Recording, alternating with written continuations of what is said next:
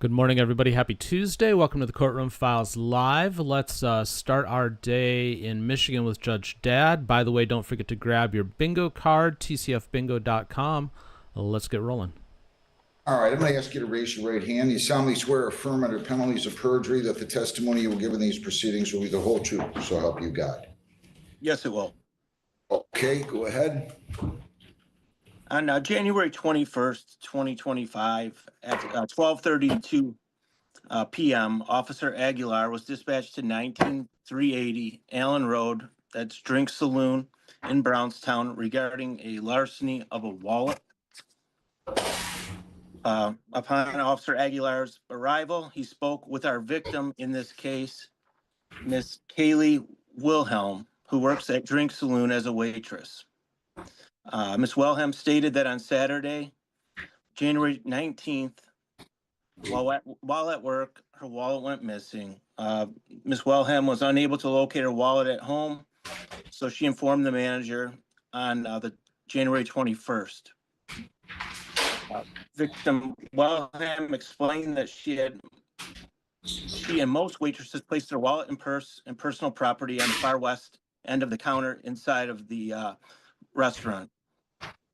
Ms. Wilhelm was able to review surveillance cameras and found footage of a female and a male that can be seen near that part of the counter. The unknown female at that time and male can be seen grabbing the wallet and passing it over to the male, who then stuck the wallet down the front of his pants. That day, the male paid his bill with a credit card and the receipt. It was shown to belong to the name Jordan McKinney. Ms. Wilhelm stated that she looked up the name on Facebook for that account and located the male's account on Facebook. Using this information, Officer Aguilar was able to confirm the male's identity with the use of Lean SOS as Jordan Durain McKinney. Officer Aguilar made contact with Mr. McKinney on the telephone. McKinney stated he was at Drink Saloon on the January 19th with a female he had just met there. Officer Aguilar told McKinney about the situation and asked him if he knew anything about the stolen wallet, which he denied at that time. Officer Aguilar explained to him that there was video footage of him receiving the wallet from the female he was with and then sticking the wallet down his pants. McKinney then stated that the female asked him to hold the wallet. He did not know that it was stolen. McKinney then told Officer Aguilar he believed the female's first name was Octavia. McKinney later told Officer Aguilar it was his coworker and that he had a phone number for the female. McKinney stated he gave the wallet back to Octavia once they exited the establishment. Officer Aguilar then made contact with the female, Octavia Abercrombie. Miss Abercrombie stated that she was at Drink Saloon with McKinney, but did not steal the wallet to Officer Aguilar. Video surveillance from Drink Saloon was gathered during his investigation. Our defendant, Miss Abercrombie, can be seen reaching over the counter, grabbing the wallet, then hands the wallet off to McKinney. McKinney grabs the wallet, puts it down in front of his pants. On Signs all over the doors.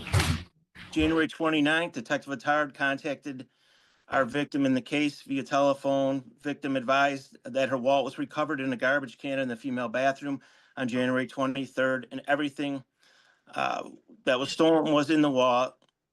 Only the money was missing from her wallet. Victim believed she had somewhere between $300 and $400 inside of her wallet at the time it was stolen. On 1/29/25 at 11:49 a.m., Detective Attard contacted defendant Abercrombie via telephone. Defendant Abercrombie immediately confessed without being questioned to stealing the wallet from the bar and taking the cash out of the wallet and throwing it into the garbage in the women's bathroom. Defendant Abercrombie stated that there was only $170 in the wallet and explained that she had spent the money over the last several days on groceries and rides to work. Detective Attard asked about McKinney's involvement in this incident. Defendant stated that he did not know the wallet was stolen and did not receive or take any of the money in the wallet. On January 29th at 12:04 p.m. hours, Officer Attard contacted Mr. McKinney via telephone. McKinney stated he did not know the wallet was stolen and later gave it to Defendant Abercrombie because he felt that it was unusual to just be told to hold the wallet. McKinney later found out Defendant Abercrombie had stolen the wallet. McKinney stated he was not aware initially. What happened is stated he was not assisting Abercrombie in committing this crime. Items stolen during this incident was a black purse, value of $150, $400 cash, unknown denominations, a drink saloon gift card, $42, Michigan driver's license, 2 debit cards, and 1 credit card. Based on your testimony, I find the crime of larceny in the building as well as the crime of larceny. Less than 200 was committed. There's probable cause to believe the crimes were committed by the defendant.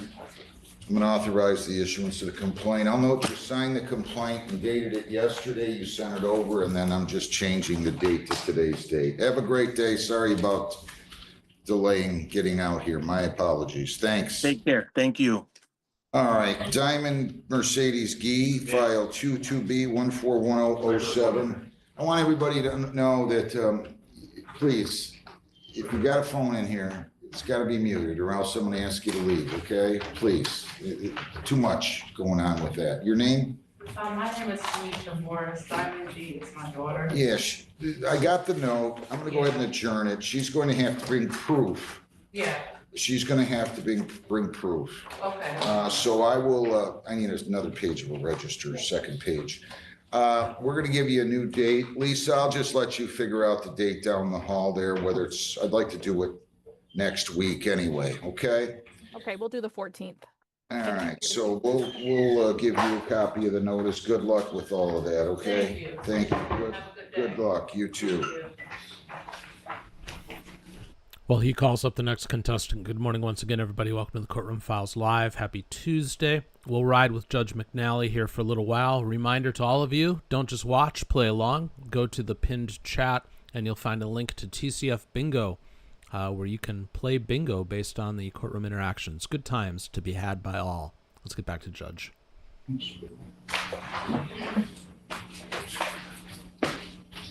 All right, so that's what I'll do. It's August 14th, you said, right?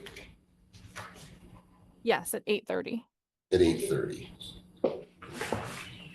Okay, all right.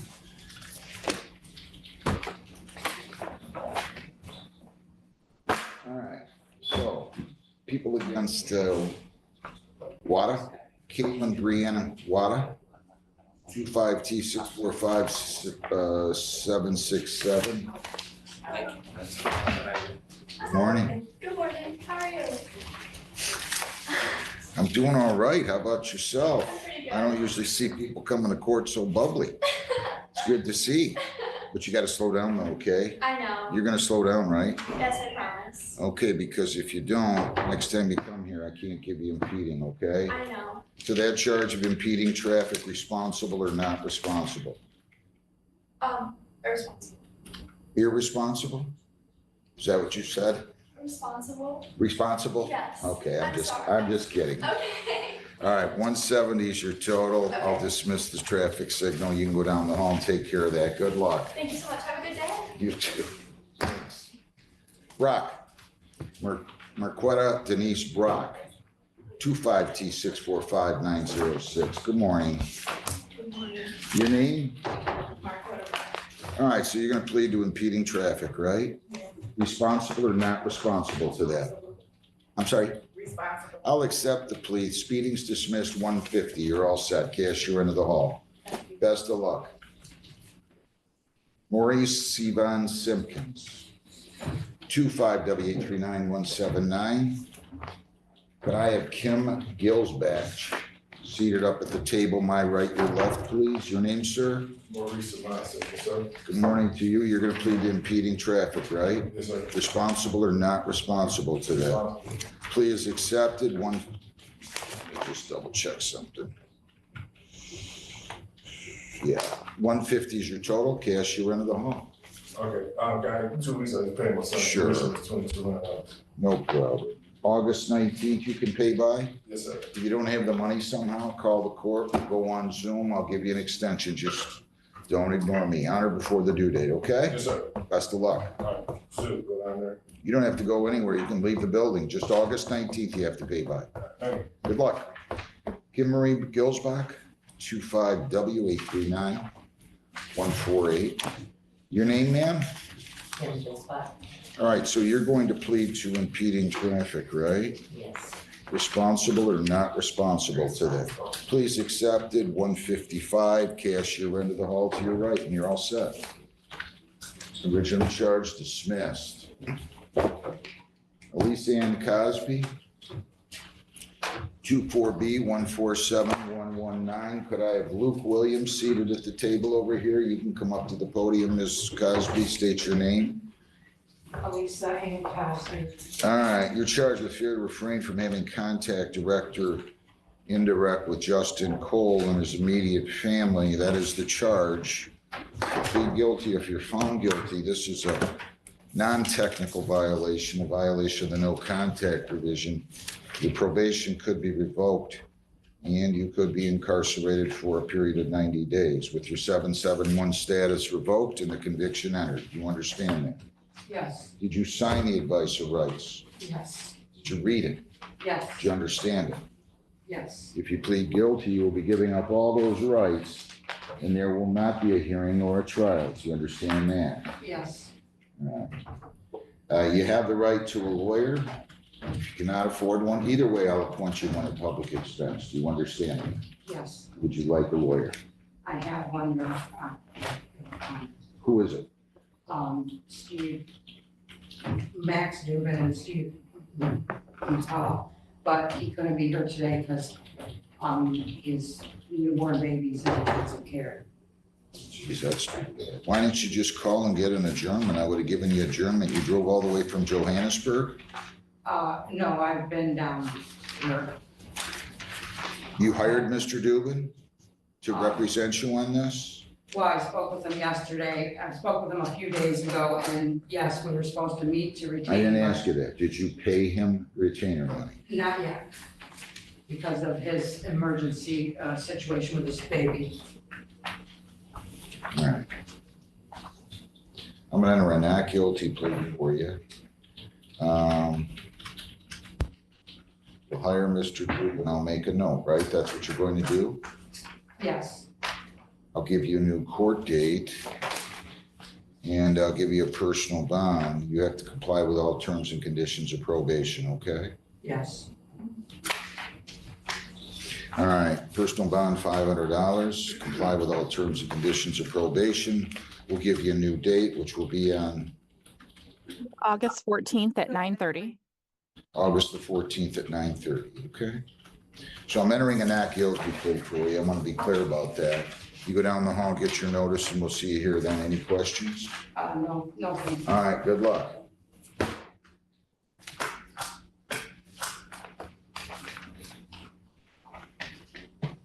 Kenneth Jerome Luke Williams Jr., 25F243686. Your name? Kenneth Jerome Quinn. You're charged with failure to pay $305. If you plead guilty, if you're found guilty, you could be incarcerated, $309 actually. You could be incarcerated 1 day for every $10 owed. You could receive 31 days in jail. You can satisfy that in full by payment, in full by serving a jail term, or in part by payment, and in part by serving a jail term. You get $10 credit per day served. So if you paid $209, you'd owe $100, you'd only have to serve 10 days. You understand that? Yeah. Did you sign, read, and understand the advice of rights? Yes. If you plead guilty, you will be giving up all those rights, and there will not be a hearing. Do you understand that? Yes. You have the right to a lawyer. If you cannot afford one, you can apply for one at public expense. Actually, I'll just give you one. Do you want a lawyer? Yeah.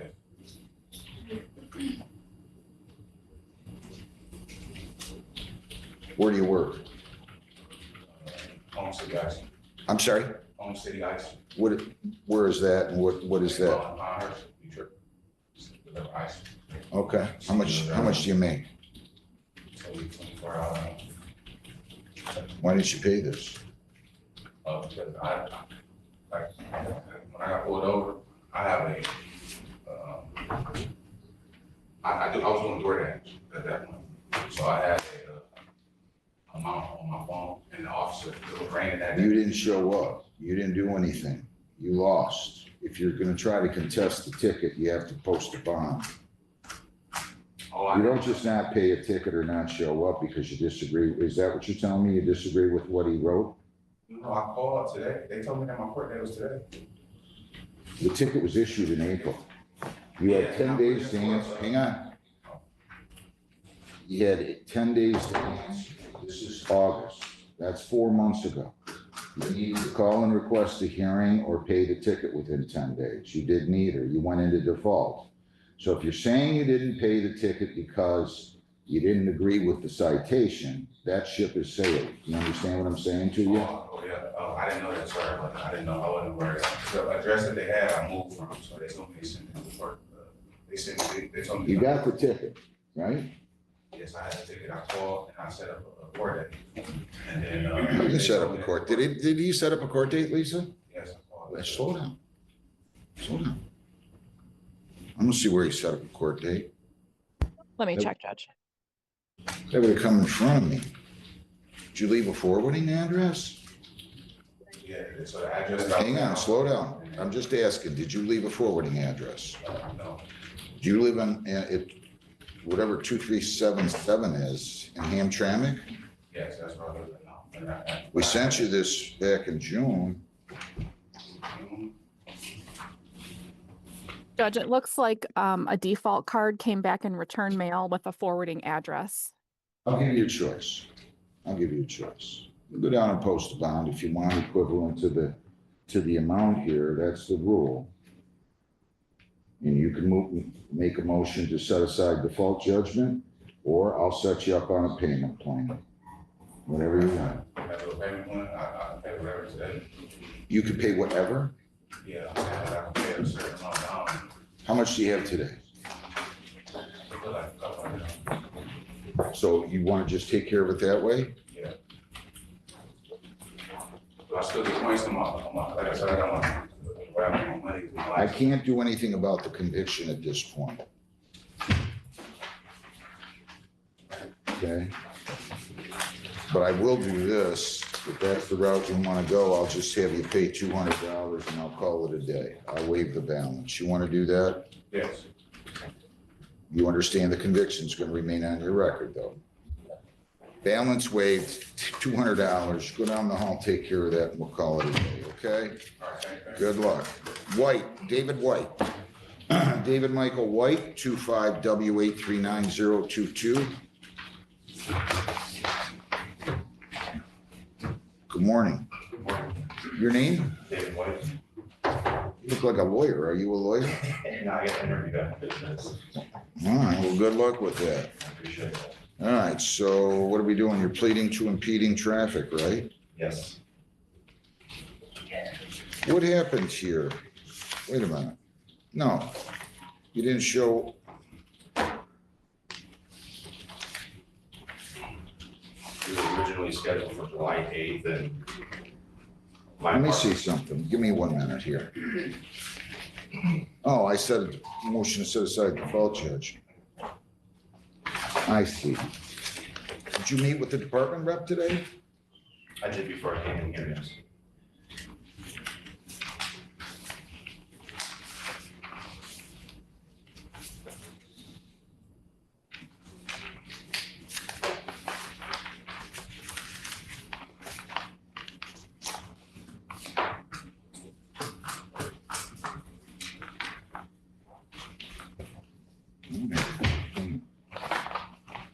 Let me see something.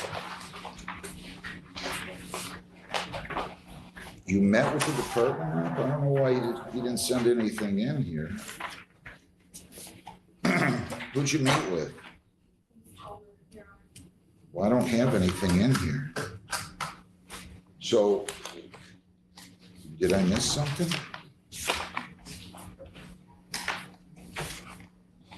Good morning. How are you? Good morning. Can you do me a favor and take this to Lieutenant Toller for me, please? Of course. I don't see any stip form in here on this case. I can do that for you. Thank you very much. Have a seat right at the table there. Cassidy Angeline Reardon, 25F244405. Oh, I'm sorry, officer. That needs to go in that file. My apologies. Ma'am, your name? Cassidy.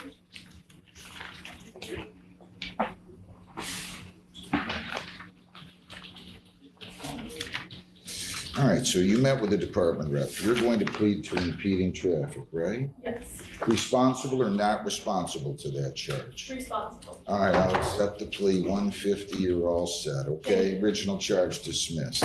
Thank you. You all right? Yeah. You look scared. Good luck. Thank you. Martin, Ray Christopher Martin, 25F244339. Your name, sir? Raymond.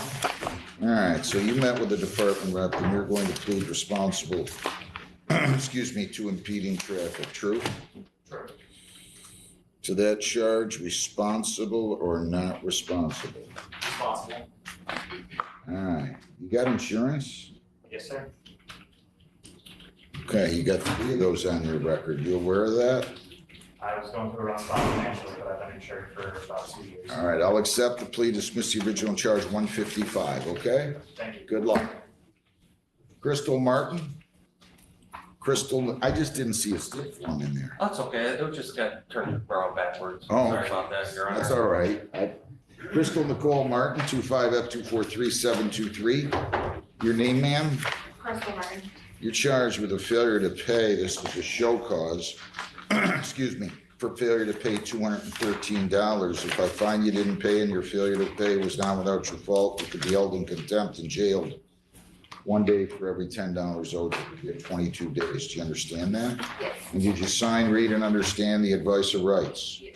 If you plead guilty, you'll be giving up all those rights and there will be no hearing. Do you understand that? Yes. All right. You want a lawyer? You have all the money? Yes. Why'd you wait so long? Just busy. I work in the nights. What's that? I work in the nights, just busy. Busy. Yeah. You gotta take care of your tickets, okay? You cost yourself more money. Definitely. I'll cut it down to 185, balance waived, okay? Down the hall and take care of that. Good luck. Thank you. Next time, call the court, deal with it, okay? Thank you. Yeah. All right, I think it's time to switch things up a little bit. Let's go down to Texas and Judge West. She has her parade of in-custody contestants this morning. Second.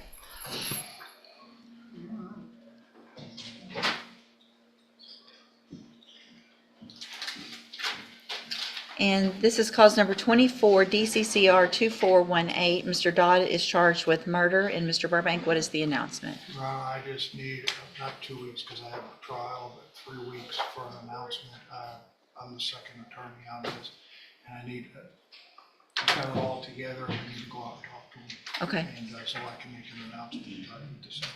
Okay. State's not closed yet. All right, we'll do one more reset. Mr. Burbank's trying getting caught up as quickly as he can. Sounds like he'll be out to see you very soon, so we can get an announcement at that next court date. Okay, you can go back with the bailiff.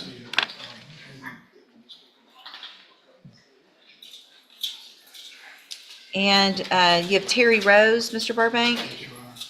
I've sent you something.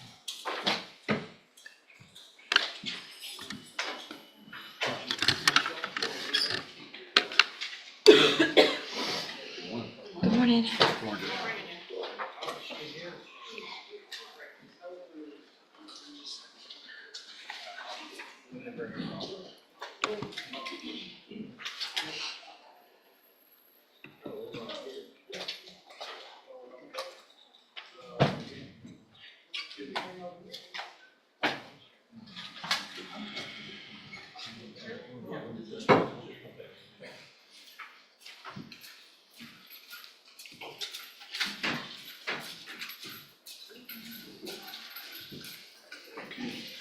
Good morning, you're Terry Rose. Yes, ma'am. And Mr. Rose, in cause number 24, DCCR 1369, you're charged with the first-degree felony offense of murder, and that's from July 9th of 1999. And what that means is if you go to trial and you're found guilty, the range of punishment would be between 5 years and up to 99 years or life in prison. Do you understand? Yes, ma'am. And I have here on the tablet a plea bargain rejection that you've signed with Mr. Burbank that shows that the district attorney's office has made an offer if you wanted to enter a plea of guilty for a 40-year term in the institutional division of the Texas Department of Corrections. You have every right to reject that and go to trial. I just want to make sure you understand any possible consequences, what your options are. Yes, ma'am. You understand all of that? Yes, ma'am. And do you want to reject that offer and have your case set for trial? Yes, ma'am. Okay, I'll get that done. And Mr. Rose, I want to make sure you understand, the lawyers already know, once your case is on the trial docket, I will not accept this plea agreement after today. If you change your mind later, you can plead to something different. The only way it would be much different would be if there was new evidence that either your attorney or the state's attorney did not have at this time. Okay?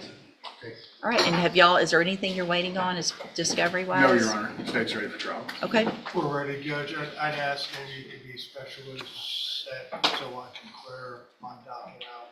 We'll get it set in the next day or so and let y'all know that date. If there's any issues, just let me know about that date. I appreciate it. And if you need a protective order or anything like that, to be here, we'll make sure and take care of that and get it done as well. All right, thank you. You can go back with the bailiff. Okay, so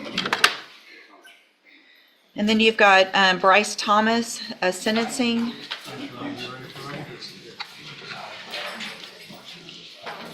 Trying to remember which one.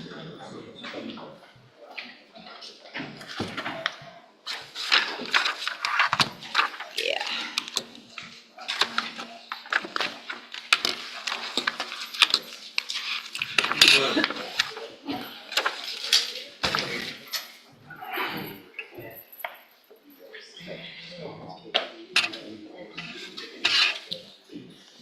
See.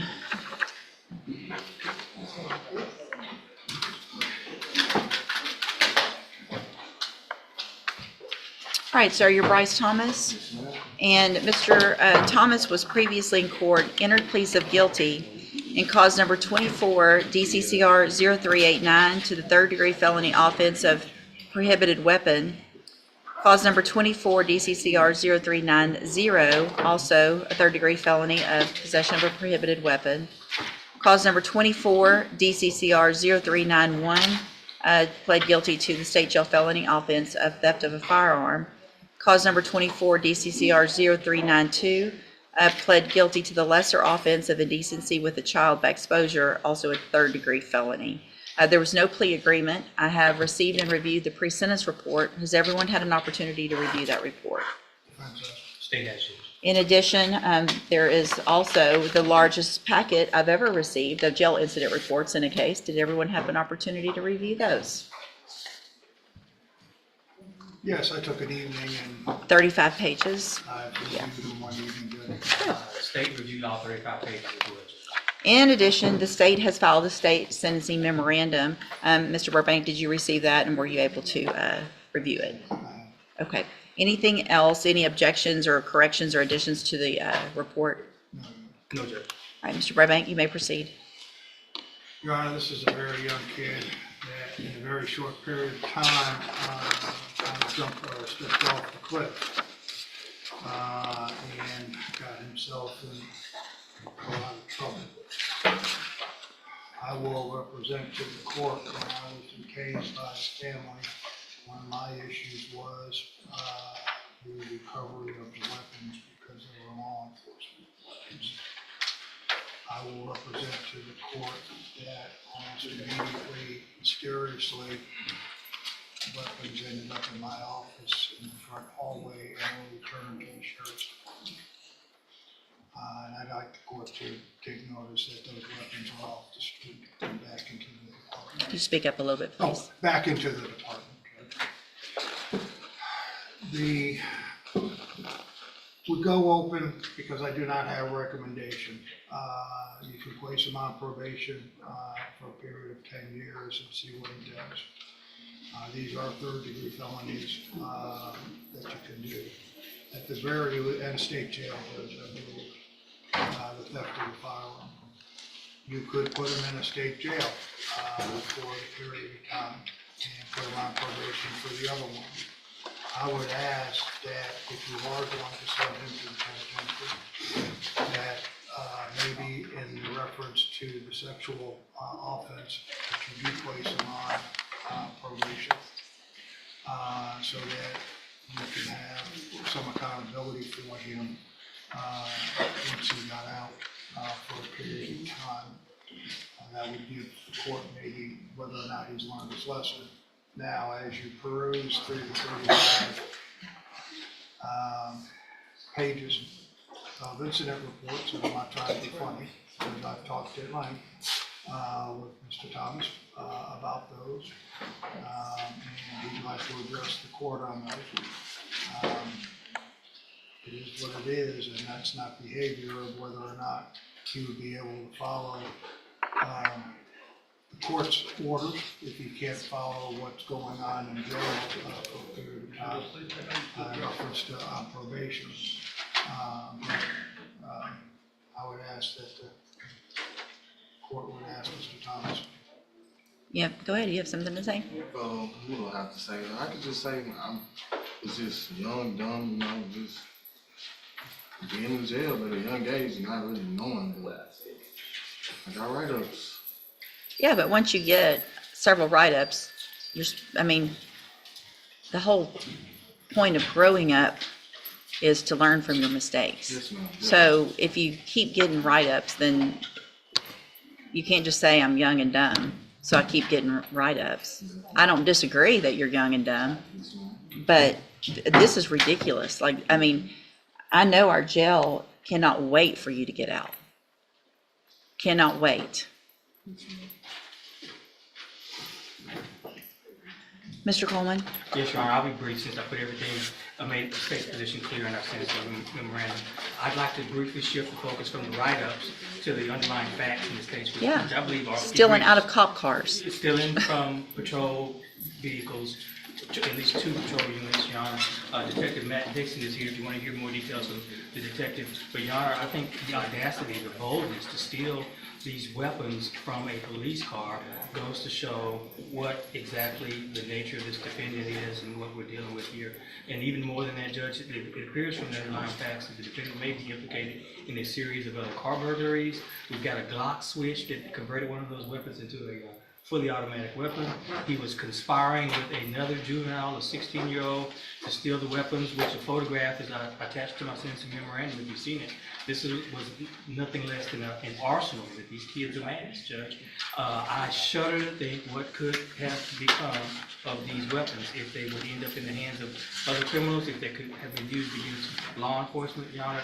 Long gone are the days where there's a low caliber Saturday night special that these kids use, in some type of a crime. They are loaded for bear with fully automatic weapons. I'd ask the court to make an example out of this defendant. He benefits from not having a criminal history to speak of, but Your Honor, this is beyond the pale. I'd ask you to send him, do 2 things, a split sentence in this case. Sentence him to prison for what he's done, and then following that, a consecutive probation period so that we can continue to monitor him and supervise him after he's released from prison. Thank you, Your Honor. So I wanted to make sure, Mr. Coleman, I've done this type of sentencing that you're asking for on some different cases. I think the probation period, if I sentence him to probation today, I don't know that I can make that consecutive. So I think I believe you can, Judge, and if you need to recess this proceeding, I can get you case law in pretty short order. I think you can. Because when would it start? It will start after he finishes his period of incarceration. Okay. So whatever I give him, if I do prison, and then I say it's consecutive with a probation, and does it matter if it's a straight or a, I don't believe so either, Judge. But again, I'm happy to get you some case. No, I appreciate the idea. Again, we've done it sometimes. What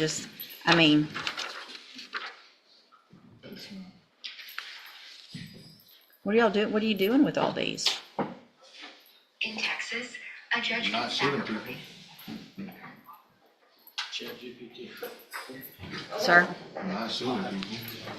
Not shooting people yet. What are you shooting? Why would you have these? What are you getting these to shoot at? Just to be tough and say you have guns? That's all that's happening with these guns on the street is y'all are shooting at each other, at other people, at houses, at cars, at whatever. There's no reason to have these kind of guns. These aren't hunting guns, right? You're not going to shoot a deer. Do you hunt? I do. Do I you? have before, but Have you? yes, Which one of these is your hunting gun? none of those.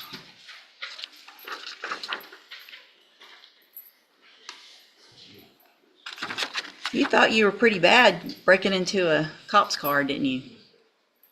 That is some nerve. I mean, seriously, you're the second person I've had in 11 years that has had the nerve to do that.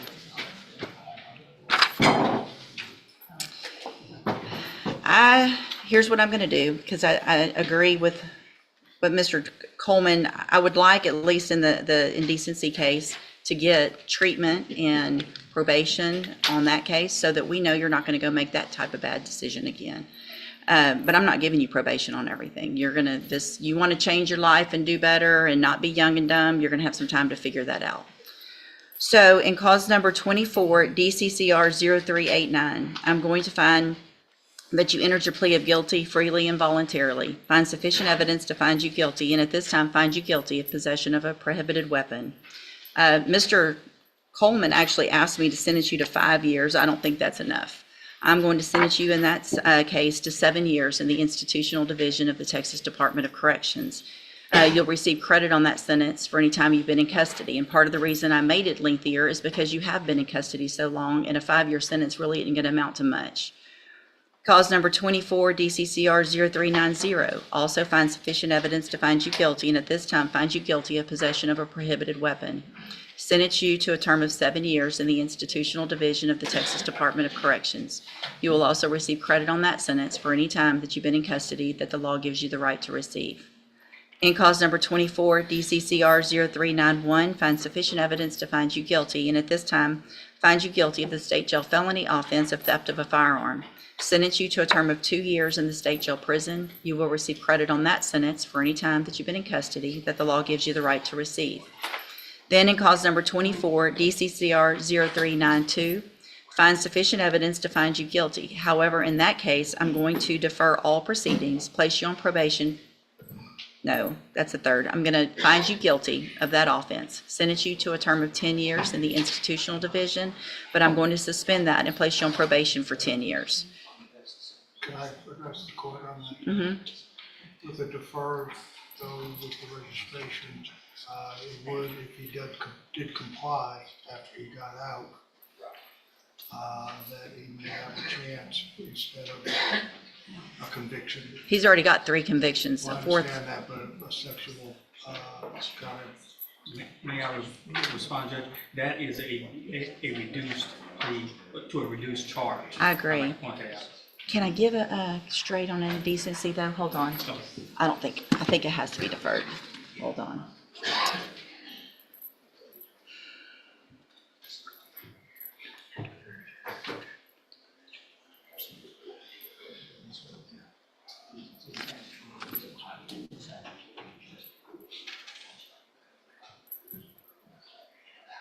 Yeah, it has to be deferred. Okay, so I'm going to go back in that cause number, which ends in 0392. Find sufficient evidence to find you guilty. However, I'm going to defer all proceedings, and I'm going to place you on probation for 10 years. That will run consecutively to the other cases. So that probation does not start until you get out of prison. Then, if you violate that probation, you could be sentenced up to 10 years in that case. So you're going to be under supervision or in custody for a very long time. So if you really want to change your ways, you're going to have every opportunity to do that. If you don't, you're going to end up, number one, you're probably not going to make parole if you keep acting like you've been acting here. If you get to prison and you act like this, you're not going to make your parole. You're going to do that whole 7 years. That's going to be up to you. The sooner you get out and act right, the sooner you can start this other probation and get off of it, grow up, and maybe change your life. That's going to be up to you.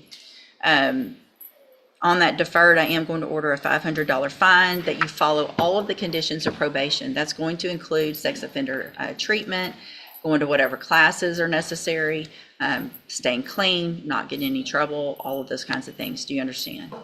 Mr. Pullman? Your Honor, is there a deadly weapon finding option with these weapons? I don't think so. You don't think so? Okay. Okay. Unless you can, I don't think that's, We didn't allege it. well, and they're not, possession of a prohibited in the 3G, so I don't think we can, Okay. yeah. I'm sorry. All right, so all of these are actually wrong because y'all marked off plea bargain and there wasn't a plea bargain. So I'm going to hand you the trial court certification in all of your cases. This shows that these were not a plea agreement. It was a plea agreement, Judge, because there's a, no. Oh, because of- No, there was an unauthorized use that we agreed would be dismissed. And also the lesser offense in that, so there was consideration taken, so this was an agreement, at least for those reductions. Okay, so you have waived your right to appeal. In these cases, I'm going to hand you those certifications. I'm also handing you a written admonishment regarding your ineligibility to possess a firearm or ammunition. Because of the judgments entered against you, you're ineligible under Texas law to possess a firearm or ammunition. Possession of a firearm or ammunition could lead to charges against you. Firearm is a legal term, and you should read that written admonishment I provide you to see what devices qualify as a firearm. If you have questions about the laws that make you ineligible to possess a firearm or ammunition, or about how long that lasts, you can talk with Mr. Burbank. All right, good luck to you, sir. You can go back with the bailiff. I thought, Judge, Yeah. we have Mr. Jenkins that you're gonna. Okie dokie, friends. Well, she's in between contestants. This is a good chance for me to talk about the sponsor of today's show, and that's Aura. You've been hearing me talk about them for a few days now, and for good reason. So while Judge West was talking, I was glancing through my phone, and Aura is a one-stop shop when it comes to protecting yourself online, protecting yourself and protecting your data. And one of the things I've really benefited from with them is their spam call elimination, basically. I was just looking, and 3 weeks ago, this Tuesday, I had 13 calls on my personal number that I marked as spam. I expect to get some calls on my business numbers, but not my personal numbers. And yesterday, I had one. And I have Aura to thank for that. In the few weeks that I've been working with them, they've just made a huge difference. I've told you before that I will not allow anybody to partner with this channel that I don't believe in. I will not recommend a product that I don't use. I believe in this product. I recommend it because I told them to prove it to me, and they have. So, like I said just a moment ago, Aura is kind of a one-stop shop. You've got identity protection, transaction monitoring, spam and junk mail removal. They have an antivirus. They've got a VPN. They've got credit monitoring, the spam call protection, which I was just talking about. They've got a password manager. Basically everything that you need that normally you'd use several tools to handle, you're handling in one shot with Aura. And the good news is I've gotten you 14 days free to try this thing out. So go to aura.com/TCF. It's a simple sign up, only takes a minute or two, and you'll discover within the first couple of days all the areas where your data is online and what they're going to do to eliminate that to help protect you. And I'm telling you, it works. If it didn't, they would not be a partner of this program because I simply would not allow it. But again, I told them to prove it, and they've proved it, and I'm going to continue to be a customer with them because it just works. So again, aura.com/TCF. You get a 14-day free trial when you sign up. It's worth it. That's more than enough time to see exactly what they can do for you, and I'm willing to bet that you'll continue after the 2 weeks. But give it a go and see what you think. Again, that's aura.com/TCF. Let's do this. Let's stay in the same courthouse, but let's go to Judge Stevens.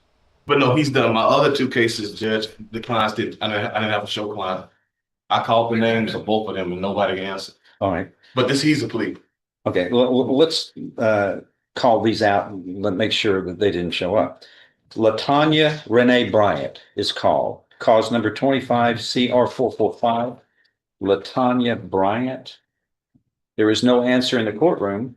I asked the bailiff to call into the hall for LaTanya Renee Bryant, please. She's got a warrant, another warrant. Yeah. And got another indictment coming out. Yeah, she just got indicted last week, 2 more charges. Does anybody, did somebody tell her that? Or- Well, they're trying to with the warrant. And the other one was Mingo. I Hold called on, let me take care of LaTanya Bryant. What is her bond? I said Mingo hired an attorney, so that's recent. LaTanya Bryant has failed to appear today. Her attorney is here, but she is not. Her bond will be revoked when the computer decides to work. Yeah. One Um,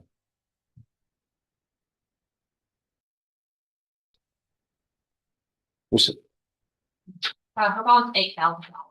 Okay. She's failed to appear. Her bond is double, as we normally do, from $8,000 to $16,000. Plus, the defendant must have a GPS device as a condition of bond, so we know where she is when she's not here, when she's supposed to be here. Okay. All right, that's that one. And then the other one hire a lawyer name. is, who else was not here? Mingo hired his own lawyer. That's what Mr. Laird said. Brandon? Oh, that was reset. Yeah, because he hired for it. There's somebody else that wasn't here. That was it. Was that it? That's it. And Okay, you or Mr. Nelson? yes, correct.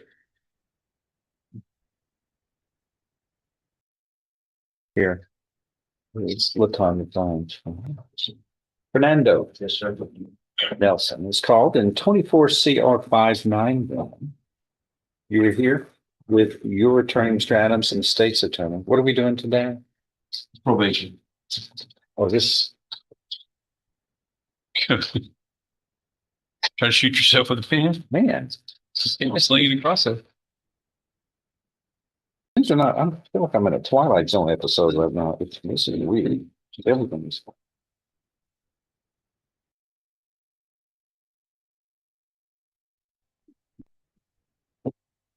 All right, does the defendant waive a formal reading of this indictment and arraignment here? Can we proceed in summary? Hello. Yes. Yes. Yikes. This goes 3 pages long.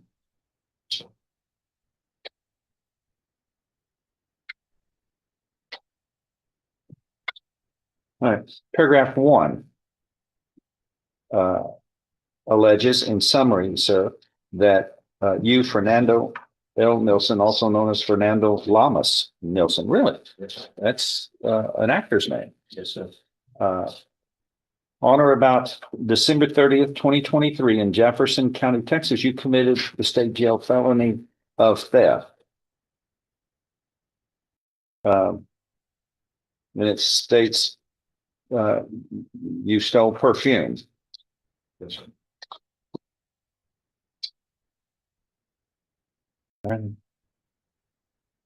Not cologne, perfume. Oh, it was an anniversary present. Got to pay for this stuff. Yes. All right.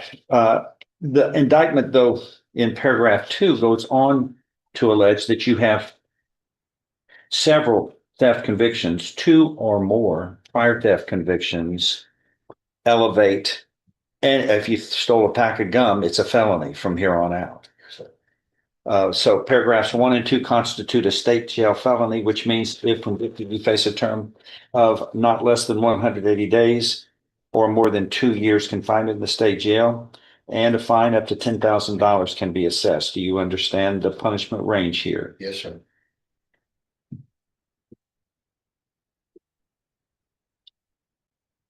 An agreement's been reached where you would be sentenced to 5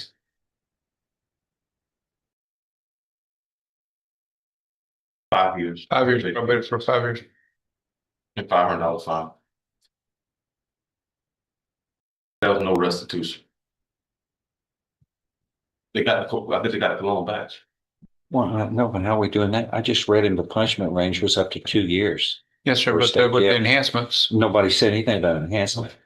So we're using the enhancements apparently, Jeff, is because Yeah, I'm just you got looking the punishment range here This is a state jail felony. Yeah, but it's punishable as a third degree. Disposition. Punishable as a third degree. Did you sign 2 years probation for battery? No, he signed the state jail felony papers. Okay, but Well, that's what's in. yeah, I mean, it is a state jail punishable as a third degree, so, but we can But we refill out don't the have paperwork it. we need to do. I know it's a state jail felony, but it's punished as a third degree felony. There's nothing in here that shows that it's third degree felony. Okay. We got to put that in, right? That's what y'all want to do? Yes, sir. Yes. Okay. Where to? Asterisk this and put it down here.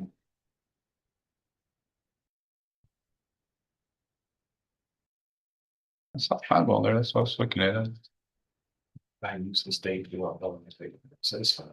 Cause you just state yes, but I didn't sign the paperwork, so I didn't notice it. just.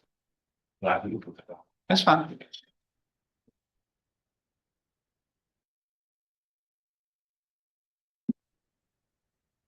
That's it, it's years. All right. He's admonished.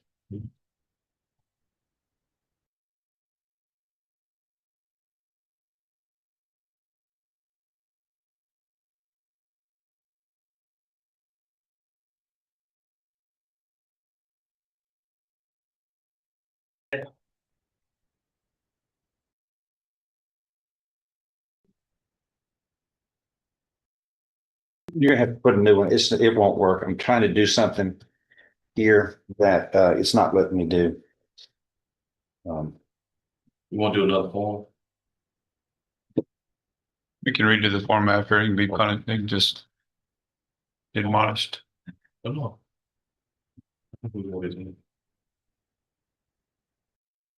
He's trying to, but it's not letting him. If you touch the pad, it erases. If you just touch it. Yeah. Yeah, I know. It's super sensitive. We could.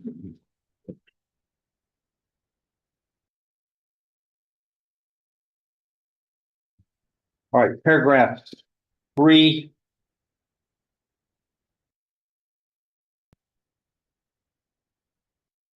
And 4 allege that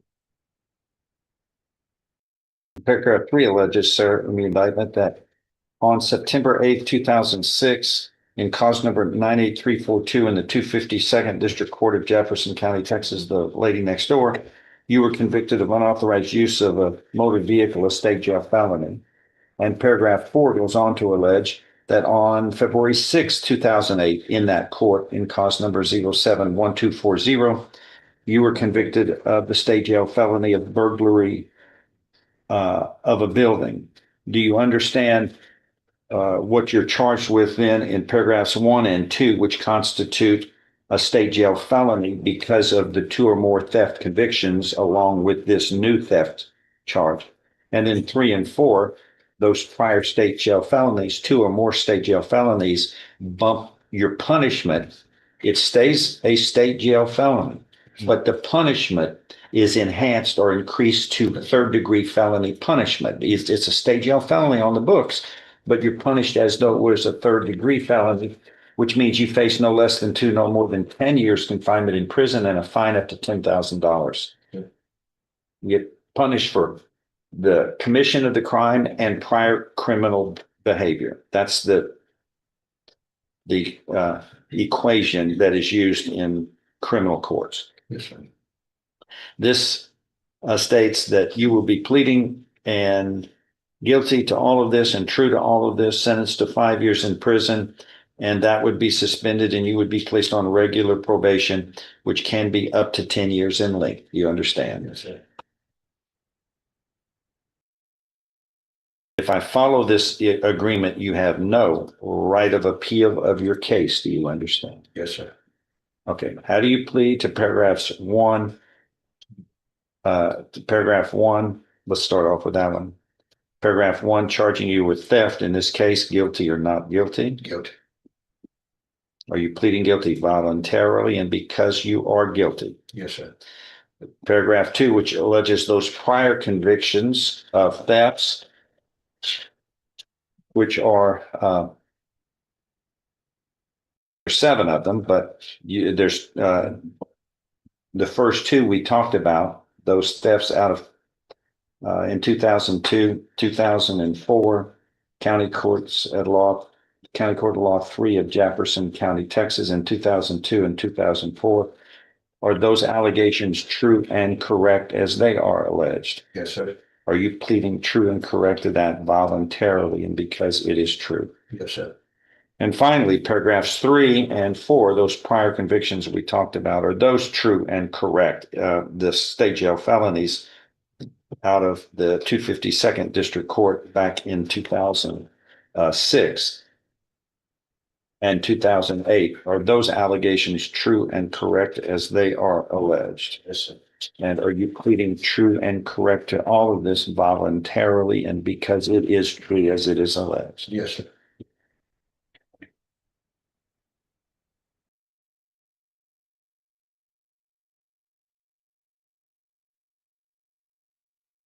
I'll show you what's marked as State's Exhibit 1. Did you sign that document? Yes, sir, I did. Let me ask you at the top, look at your signature at the very top one.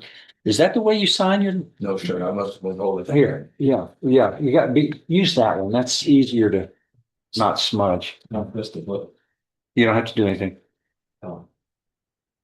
He finished it. Did you sign this document voluntarily, knowingly, intelligently? Are the contents true and correct? Yes, sir. And did you discuss this with your attorney? Yes, sir. State's Exhibit 1 is tendered into evidence. No objection. Without objection, it's submitted. Among other things, the state you were mentally competent to enter your guilty plea. It's freely and voluntarily made. You know what you've been charged with. The indictment's been read to you. You read it. You were guilty of the crimes charged in any lesser included offenses and the prior convictions we discussed in paragraphs 1, 2, 3, and 4. You are giving up your rights to a jury trial and the rights to the appearance, confrontation, cross-examination of witnesses, and totally satisfied with the representation provided by your lawyer. Yes, sir. All of this is true at state, so help you God. State's Exhibit 1, follow the record for all purposes. Pre-sentence report is waived. Yes, sir. I'm going to follow this agreement. If nothing further, I'm going to find you have pleaded guilty to paragraph 1 and true to paragraphs 2, 3, and 4, the prior convictions which constitute a state jail felony punished as though it were a 3rd-degree felony. You were doing this voluntarily, knowingly, intelligently. There was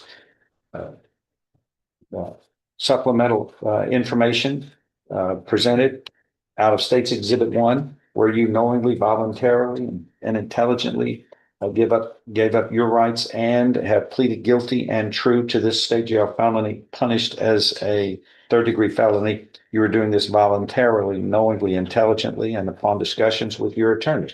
I now find you guilty beyond a reasonable doubt of this state jail felony. I'm following this agreement. You are hereby sentenced to confinement in the institutional division of the Texas Department of Criminal Justice to serve a term of 5 years.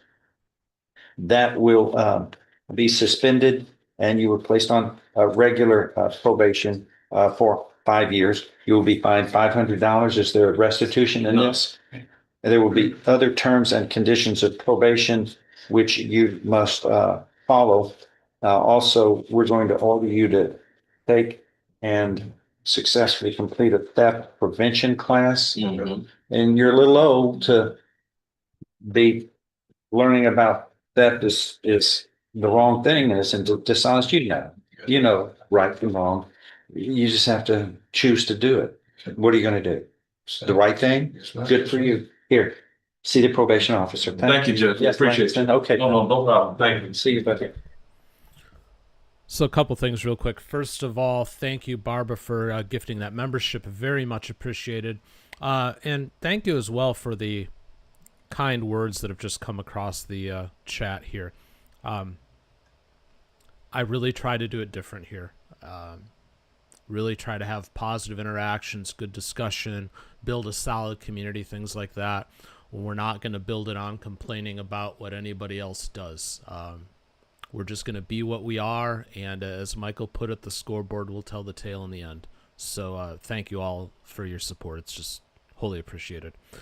Let's go to Judge Middleton. This was from a little earlier, but this is an interaction with somebody he's known for a while, so it's kind of interesting.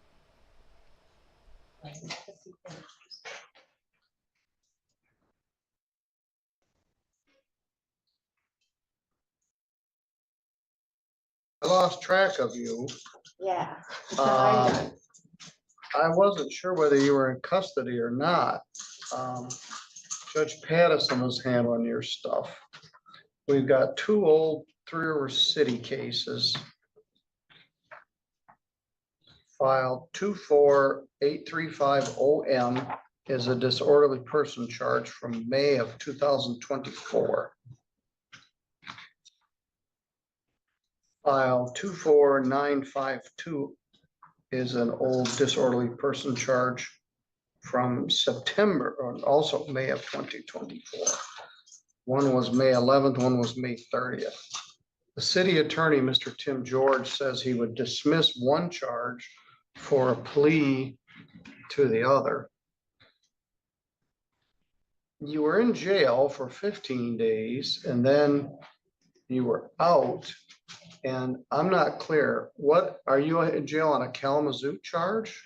No, they just ran my name, and saw that I had open warrants, so they brought me down here on the 27th, but I've been living homeless in Kalamazoo since basically June of last year. I knew that, and I felt bad about it. I do.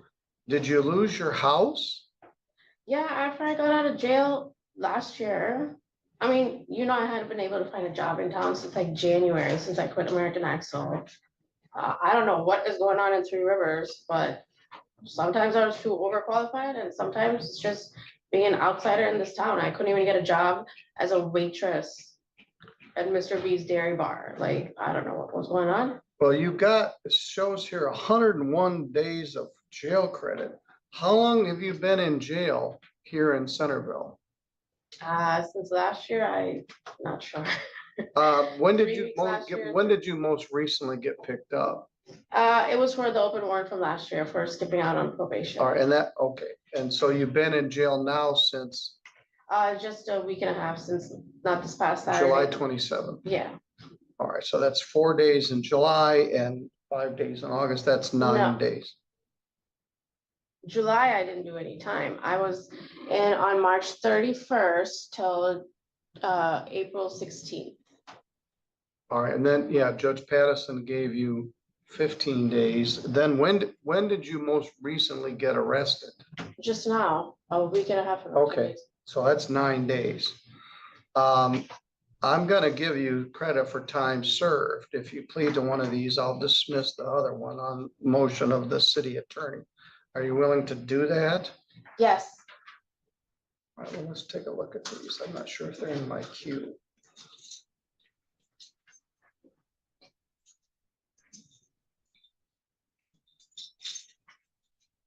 Did you ever figure out the estate stuff?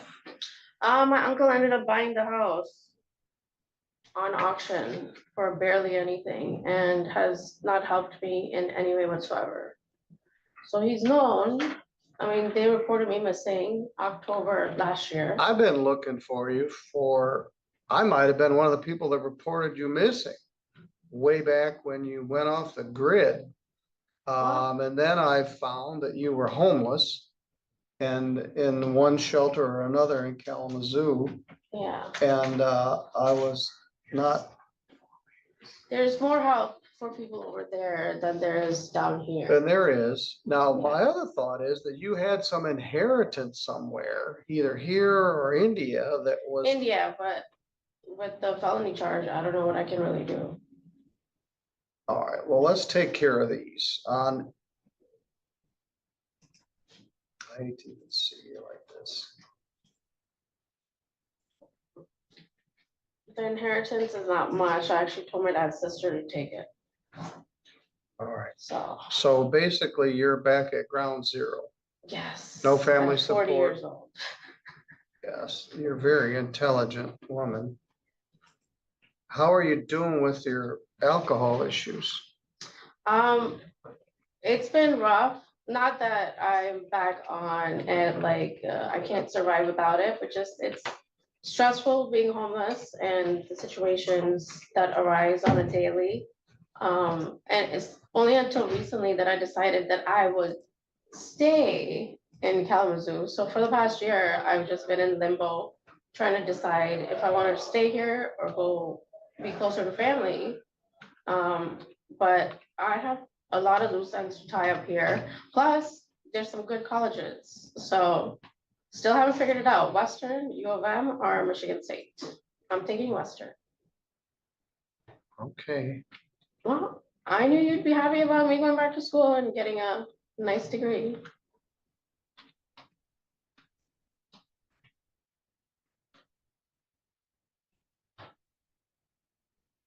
Maybe with Stryker. Well, it's good to have some goals. At 2:45 a.m. on April 11th, Main Street. I was You going to buy got arrested. Do you remember even what the deal was? I was on my way to the gas station to buy cigarettes. It's not my fault that people think it's weird in this town to go buy cigarettes at 2:45 in the morning. I lived in big cities. I didn't have a car. I was walking. There's no sidewalk. I was walking down the street. It's not my fault. The city. Well, doesn't your have blood sidewalks. alcohol was 0.226, so. When you I was taken, walking. yes, Was not in a vehicle. Yeah. but you got into it with the clerk, Yeah, she refused to sell me cigarettes. I don't know why. probably because you were quite drunk. Yeah, but All she right, so are you willing accused to me- plead to that charge and I'll dismiss the other one? Sure. All right. Now, let me ask you a couple questions. Other than what I told you here, did anybody promise you anything to get you to plead to this No, or threaten you? no. Do you understand? And this applies to everybody. By pleading to this charge, you'll be giving up your right to have a trial in front of a judge or jury. It will not be a trial. Do you understand? Yes. If you had a trial, you'd have the right to be represented by an attorney. Ms. Jeanette Jackson is here from the Public Defender's Office, but you could also have had an attorney appointed to represent you. If you had a trial, you'd have a right to have any of the witnesses for or against you subpoenaed to come to court so they could be questioned under oath.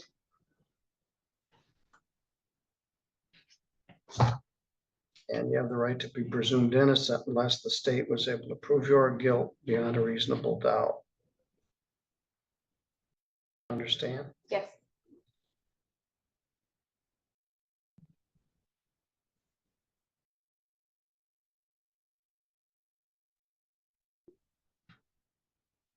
So we pled in the April 11th. Or May 11th.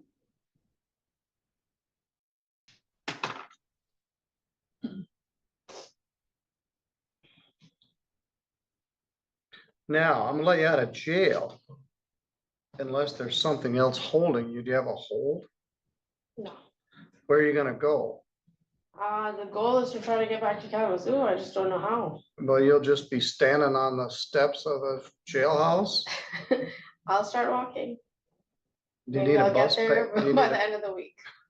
Okay, well, it's Tuesday. It gives you till Friday. Sometimes I get distracted and then need a nap. Like, oh, something's shining over here. Like an octopus's guard Or a squirrel. or a squirrel. I don't even know what to say here, Cheryl. I don't either. I mean, hopefully I can find a ride into town. Well, if And you then need try a to bus convince my pass, uncle. you stop here. And I'll give you one. Yes, please.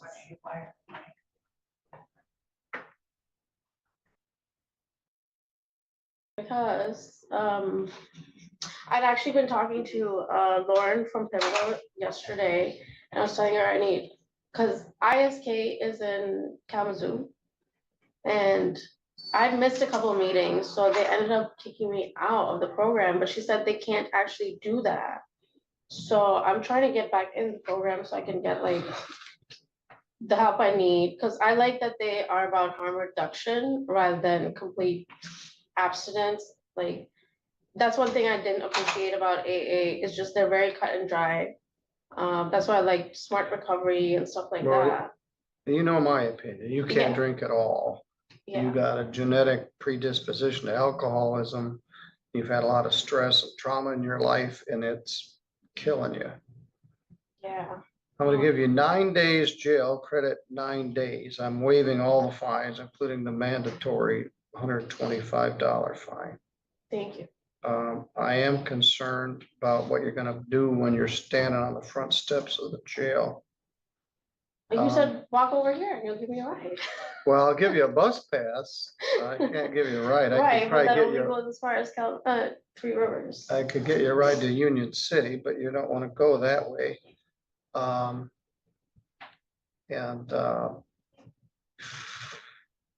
right, as long as there's nothing else holding you, you're gonna get out of jail here this morning. Thank you very much. All right, good luck to you. I'll probably see you sometime soon, but I hope not. I hope you get situated and get in a better Oh, position. no, you will hear from me because I made a list of all the things I have to do when I get out. You're at the top of the list. I have to send you an email. All right, I'll be here for another year and a half anyway. All right, you're good to go. So yeah, Judge referencing he'll be there for another year and a half. He's actually termed out at the end of next year, so we really do only have just a short time left with Judge Middleton. Bailey, you were asking about St. Joseph County statistics, so I did pull some stuff up. Demographically, 62% white, 12.4% black, about 19% Hispanic, 6% Asian, and then a mix of a bunch of other things from there. As of 2023, the population of the county just under 61,000. Of the 61,000, only 27,600 are employed, so less than half. Median age about 40, so relatively low for a median age in my opinion. So it's surprising that only half are employed. 12% poverty rate, average household income, not per person, household, 64,000, average property value around 160,000. So not exactly a well-to-do area there, which I don't know why it is, but whenever people don't have money, they seem to take the little bit of money they have and they turn it into alcohol. And then we get stuff like we got. So anyways, that's the scoop in St. Joe. Let's, not St. Joe, St. Joseph City, St. Joseph County. That gets confusing because there is I was pointing this out to Ashley the other day. There's a St. Joseph, Michigan that's on the Lake Michigan shoreline that is not in St. Joseph County. So it gets a little bit confusing. Let's go back to Judge West. Is charged in cause number 25 DCCR 0366 with the first-degree felony offense of murder. And Mr. Galmore, what is the announcement? Judge, we have a pending writ on file for bond. We would ask the court to set this for a hearing next week on whatever day is available for the court. Okay. I received it. It was filed It was yesterday, last night, Judge. And that's fine with me. So we had a bond, already had a hearing. I'll let the court know. I think it's probably going to need to be heard. There's an issue that Mr. Galmore, his investigator, brought to us that I have 3 investigators checking out as we speak. Okay. And that will guide our how we Okay. move forward, Your Honor. We'll set it for next Tuesday for a hearing on that writ. Okay, We'll see you Tuesday. Thank you, Your Honor.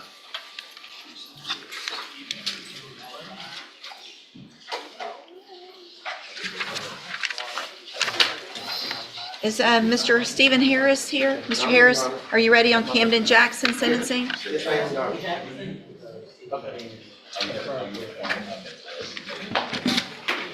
Good morning.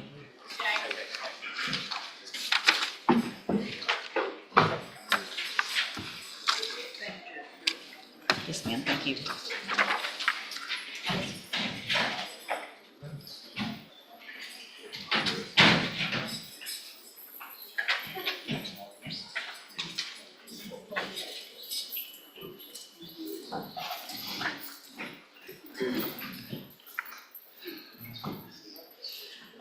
All right, are you Camden Jackson?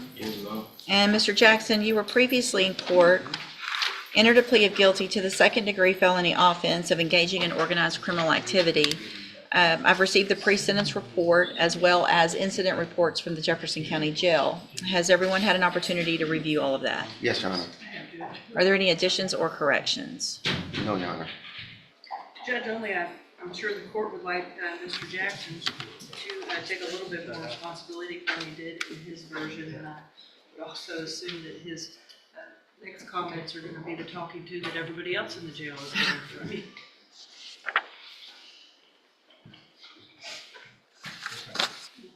Mr. Jackson, I've got 16 pages of jail incident reports. Each page holds 2 to 4. Do the math on that, and that's a lot of you being exceptionally disrespectful to the officers that are there. And so what I'm wondering is why you think, I mean, since you entered your plea in this case, you were caught with a shank, 2 different types of shanks, and you've been fighting? Huh? You can speak where I can understand you first. Speak up. What do you want to say? I was talking to the guard, I was talking to the lieutenant. I was trying to talk to him and get that thrown out. They ain't find it on me. No, they found it in your bed. Oh, it wasn't. Okay. What about the other 16 pages? What about telling the officers, I don't have to do shit? What about telling the officers, I don't give a F about none of that? What about that? Is that you? Over and over and over? If you don't give a shit, then why should we? Do you understand what I'm saying? You want to spend your life in prison? Because that's what you're asking for. It's no behavior for me to go, oh, let's just put him on probation. It'll be great. He's going to follow the rules. You can't even follow the rules when you're locked up. What makes me think you're going to follow them when you're out? I mean, the agreement that y'all have reached based on what I understand is very little criminal history, mostly because you're young and you haven't had time to do a whole lot. What is the status of the Hardin County cases? Do we know? Yes, Your Honor. They're waiting for us to resolve these cases, and then they'll be next in line. Okay. When we come to court, after we leave, I always inform them what we're doing, so they're aware. Okay.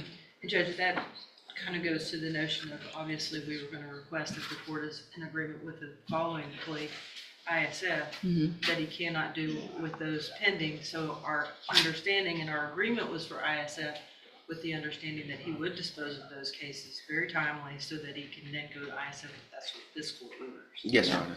Okay. So here's what I'm going to do, Mr. Jackson, and the rest is going to be up to you, okay? I'm going to follow the agreement that you made with the district attorney. I'm going to find sufficient evidence to find you guilty. However, I'm not going to do that. I'm going to defer all proceedings for a period of 7 years. You will be ordered to pay a $500 fine. You will be ordered to enter and successfully complete the cognitive track of the ISF program. That is a whole program, especially for you young people, to hopefully help you to make better decisions. But here's the thing about ISF. You're going to go to Hardin County from here, take care of those cases. And when you do get to ISF, 1 incident report is a violation of your probation. 0 tolerance. So you're going to have to prove to me while you're waiting in jail. In addition, while you're waiting in jail to go to Hardin County, if I find out you misbehave in Hardin County, any of those things are going to be violations of your probation. Do you understand? A condition of your probation is going to be that you follow the rules in our jail, in Hardin County Jail, and in ISF. Whatever those rules are. It's not going to be cussing at and calling names to the correctional officers who are just there doing their job. It's not going to be fighting. It's not going to be hiding things in your whatever. You understand? Because you may never see the light of day. You're going to be right back in here on a motion to revoke your probation. And because this is a 2nd-degree felony, if you are back in here, the range of punishment, if I find that you violated your probation, is minimum 2 up to 20 years in prison. You understand that? Okay. If you take advantage of this opportunity and change the way you're acting, and are you successful on this probation, this is your chance of a lifetime today. because you do not have a conviction on your record. You're not a convicted felon. And at the end of the probation period, if you're successful, the case gets dismissed. You'll never be a convicted felon. The other side, again, though, one hiccup. You're on zero tolerance from the beginning on this. You're back in here with the motion to revoke and going to prison. Do you understand? A condition of your probation also, if it's not in here, is going to be that you are not allowed to be in the possession of or around any firearm.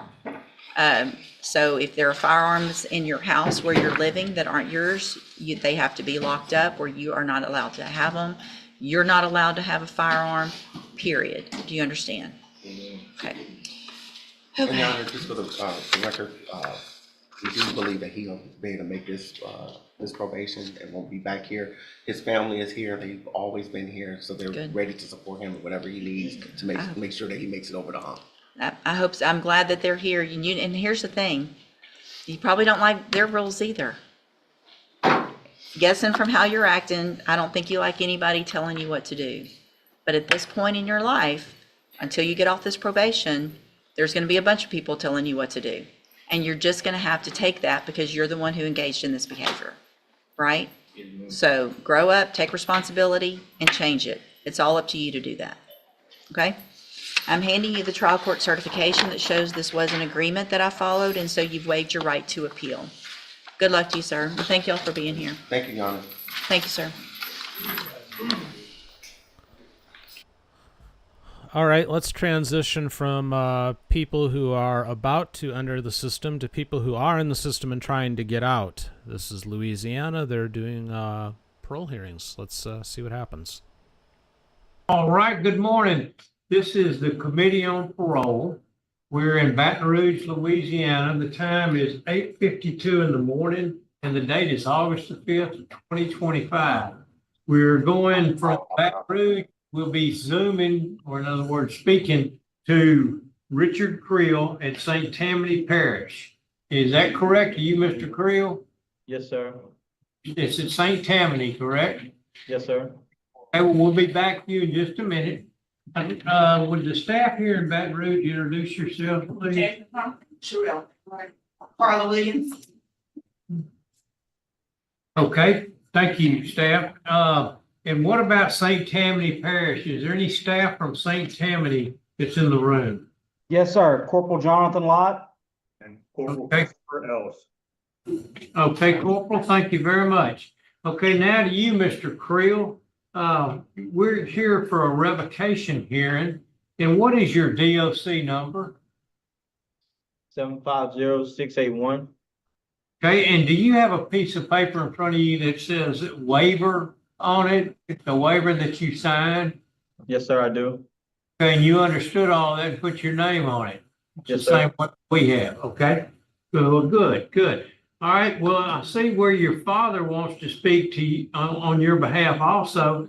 But we've got the reason that you're here on revocation is you violated or are suspected of violating a particular rule that you agreed to abide by when you went to when you got released from prison. And then you ended up, I believe this is the one, is it not Miss Ledoux, the Mississippi case? Yeah. Okay, well, I'm going to turn it over to Miss Ledoux. Jerry, I don't know if I introduced y'all or not, but my name is Steve Prater.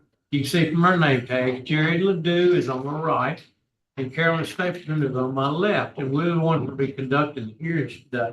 And your particular case has been assigned to Miss Ledoux, so I'll let you take it away from there. Okay. Good morning, Mr. Creel. I believe you appeared before this panel April the 29th of this year.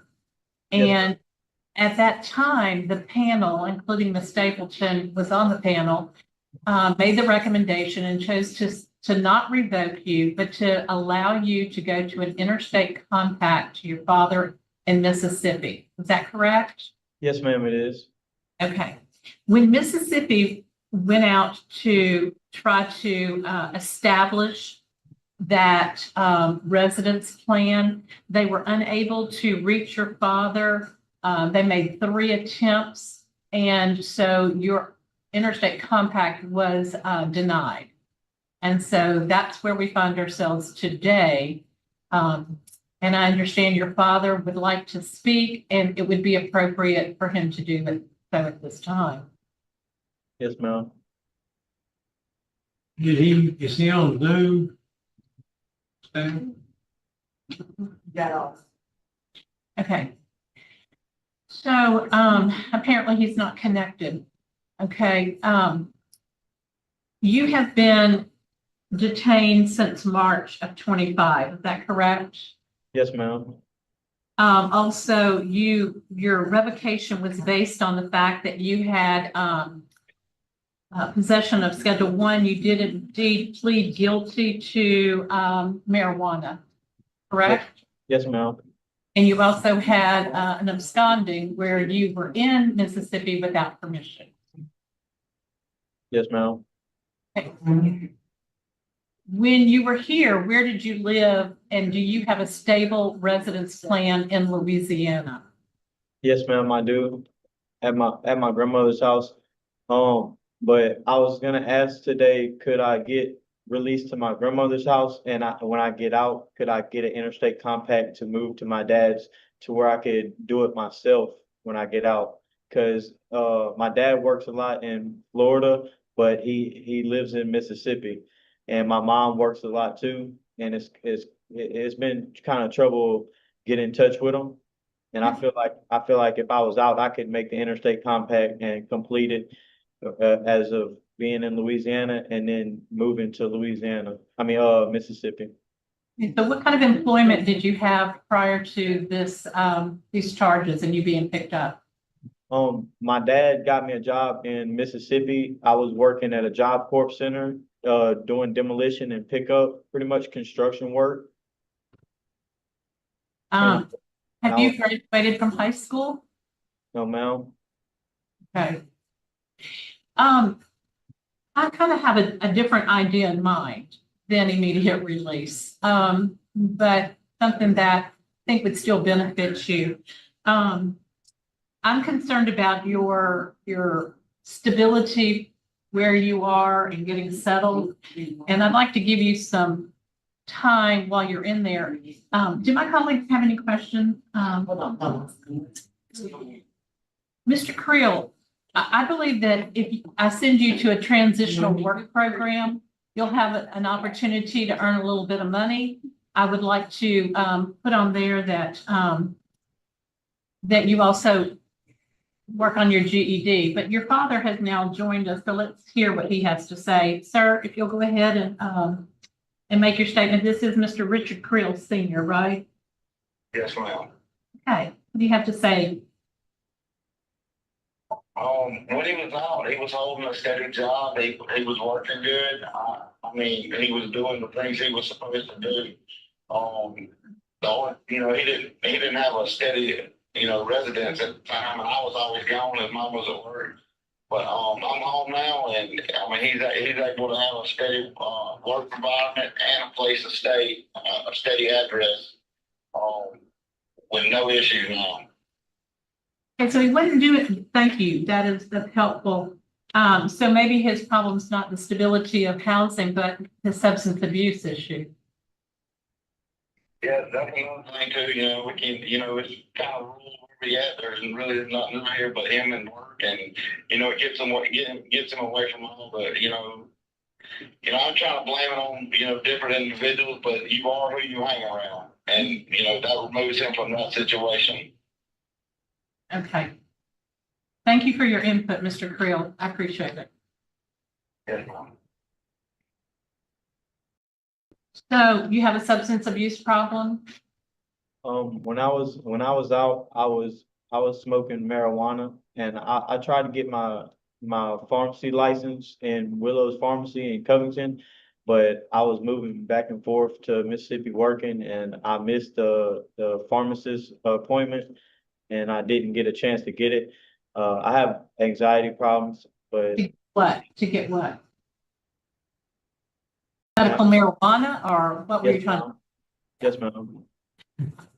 Okay, there are other pharmacological ways to deal with anxiety. Yeah. Have you ever been on any other kind of anxiety medication? When I was younger, I was on anxiety medication, but I don't, not when I got a little bit older, no, ma'am. Okay.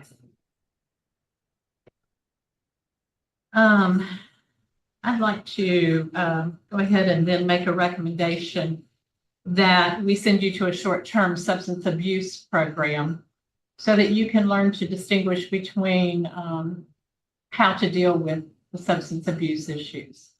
Okay? Yes, ma'am. So my vote today is in lieu of revocation, send to a short-term substance abuse program. Okay. So, I concur. okay, and I concur also, and so we're not gonna revoke you today. But you are gonna have to go to we're gonna recommend that you go to a short term, is that what you're? Okay, all right, and so that's the decision of the board today, is that you go to a short-term substance abuse program, and that you really need to do some soul searching from the sound of you. Get away from street drugs. All right, that's Yes, what you sir. need. All right, that conclude this hearing. The time is And the program that I'm going to is, you said that I was gonna be able to go to work while I'm at the program. No, you go to work on this one. so you'll be released after you go through the substance abuse program. Have you ever been through a substance abuse program? And when I was incarcerated the last time, I went through here, I went through LA Risk, Living in Balance Phase 1 and 2, but it had substance abuse, chapters in it, but not a full class. You'll get some good education in the short-term treatment program and maybe learn to deal with anxiety in a different way. Okay, thank you. Yes, ma'am. That'll conclude this hearing, 9:02, and we wish you well. And as soon as you're through with the substance abuse training, or short term, it won't be long. Then you'll be released, and you'll figure out whether you go get to Mississippi or not. That'll be up to you. Like you say, you wanted to do, work on that pact yourself. Otherwise, you'll be staying here with your grandmother and working. Okay. Yes, sir. All right. That'll conclude this hearing. The time is 9:03. So neither of our normal stingers really fit here. So instead of doing the denied or approved, I'm just going to make up on the spot. Because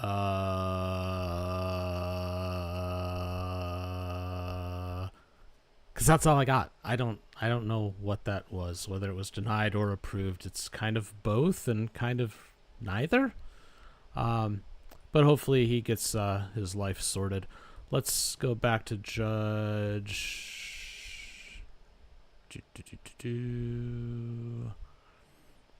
Where do I want to go? Oh, let's go to Judge West. Harmon.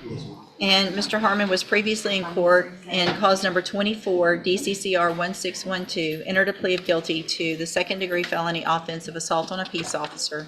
I've received the pre-sentence report. Has everyone had an opportunity to review that report? Yes, Your Honor. Yes, Your Honor, we have. Are there any additions or corrections? None from the defendant, just that he takes responsibility for his actions. Okay. I didn't have anything to add, Your Honor. All right, so Mr. Harmon, I'm going to find that you entered your plea of guilty freely and voluntarily. Find sufficient evidence to find you guilty. However, I'm going to follow the agreement that you made with the district attorney and defer all proceedings and place you on probation for 5 years. You're ordered to pay a $500 fine and to follow all of the rules and conditions of probation.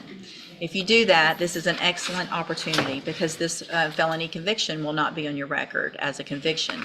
And at the end of the probation period, if you're successful, the case gets dismissed. The other side of that, though, is if you violate any condition of probation, you can be brought back into court, found guilty, so you would become a convicted felon, and I could sentence you anywhere in the range of punishment, which is between 2 years up to 20 years in prison. Do you understand? I'm handing you the trial court certification that shows this was an agreement that I followed, and so you've waived your right to appeal. And you can go back with the bailiff. Probation will give you some information on what to do when you get out. Thank you, Your Honor. Thank you.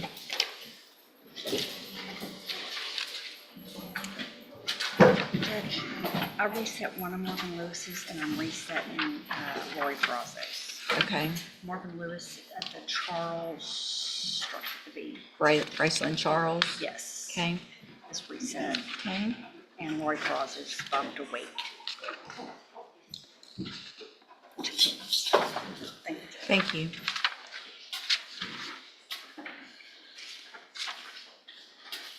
Mr. Radford? Yes, ma'am. You've got Michelle Cormier. Yes, ma'am. She's on the other side. There, she's next door. Okay, just let me know when she's here and I'll take it up as soon as she gets over here. What about Corey Flemings? He's a plea bargain rejection. He's here. Okay, let's take care of that one while they're getting her. Mr. Martin is a plea to misdemeanor Thompson. Okay, thank you. I've got a discovery issue on Mrs. Cormier. Okay.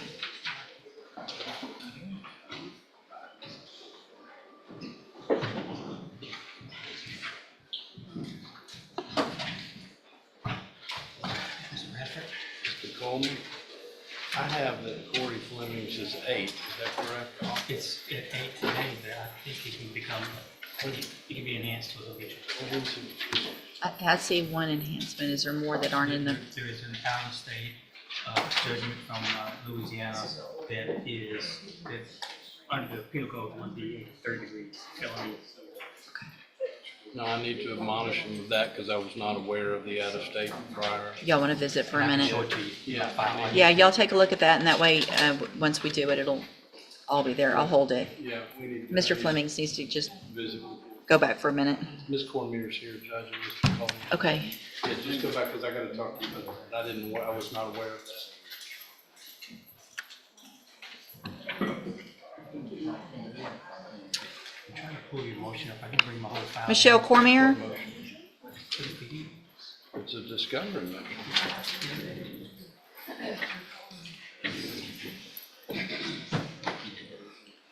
Give me just a second. All right, ma'am, are you Michelle Cormier? Yes, ma'am. And in cause number 25, DCCR 0153, Ms. Cormier is charged with a first-degree felony offense of murder. And what is the announcement? Judge, this event occurred in the Jefferson County Jail. I asked Mr. Coleman if there were any surveillance videos that were relevant to the incident, and he told me I needed to subpoena. Actually, there was a two-part request on part of Mr. Radford. He also asked for the criminal history of, was it the deceased? Yeah, the deceased. And I'll make that available. Yeah. Okay, the videos as well. I mean, if there's, They're in the custody of the state. yeah, if there's evidence. I was still trying to pull up the his request because I think it was more global than that, Judge. I think you asked for videos like to and from the jail, which No, any relevant surveillance videos is what I want. Okay, all right. I think that's something that the state would need to get with the jail and find out if there is any and provide that in discovery. If it's inculpatory or exculpatory, I think would be considered discovery. Forgive me for being unprepared on this. No, that's I'm trying to okay. pull up the actual motion because I think there was more of a. Well, y'all visit, work out what you need, and if it's something that they won't release to you, then we can get a subpoena or an order done. If there's something that you feel like is overly broad, y'all talk about it, see if you can work it out. If not, we'll have a hearing on it. But I'll just reset it for a normal announcement to give y'all time to work on all that. Okay. Okay, you can go back with the bailiff. I will go visit with Mr. What about Traylon Martin? He's a plea to a misdemeanor time, sir. If you want to do him now. Let's get Traylon Martin. Traylon Martin.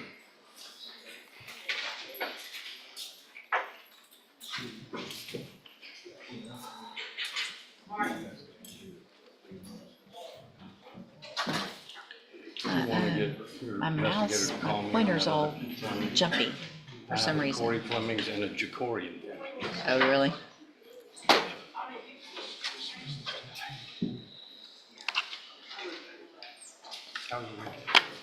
Where'd you go?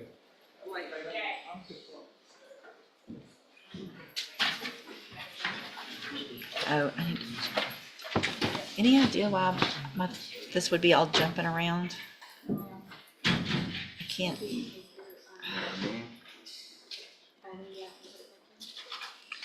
Maybe in a second. All right, you're Traylon Martin, Yes, ma'am. and will your client waive the formal reading of the indictment? Yes, ma'am. Judge, with the court's permission, based on the facts of this case, and some of the circumstances, we have elected to proceed on the lesser included evading just from, based on where his location was, he was on his own front porch. Was it I put resisting, but I don't have a problem with going. Either is fine. The facts are good. So it's, which one? Y'all pick. Resisting is fine. Yeah, I think resisting So- is probably a lesser. Lesser of resisting, is that a class A or B? Hey. You've got the third degree checked off on the Well, that was admonishments. the original. Yeah, we've got to admonish him to what he's pleading to. Right, Let's that was see. the original admonishment. Yeah. Class A.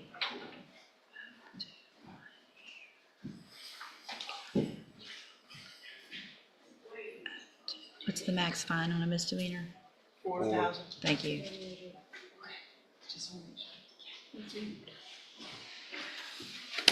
All right, Mr. Martin, in cause number, will he waive the formal reading of the indictment? Yes, ma'am, he will. Mr. Martin, in cause number 25, DCCR 0270, the state has elected to proceed on the lesser included offense of a Class A misdemeanor resisting arrest. And that is from January 29th of 2025. And how do you plead to that charge? Let's just get it out the way and go home. Okay, you just say. What is your plea? Guilty or not. Oh, for the charge of resisting. Of resisting arrest? I'm just gonna go with No, you don't get to just go with anything. Either you did it or you didn't do it. So are you guilty of resisting arrest or are you not guilty of resisting Now, arrest? one moment.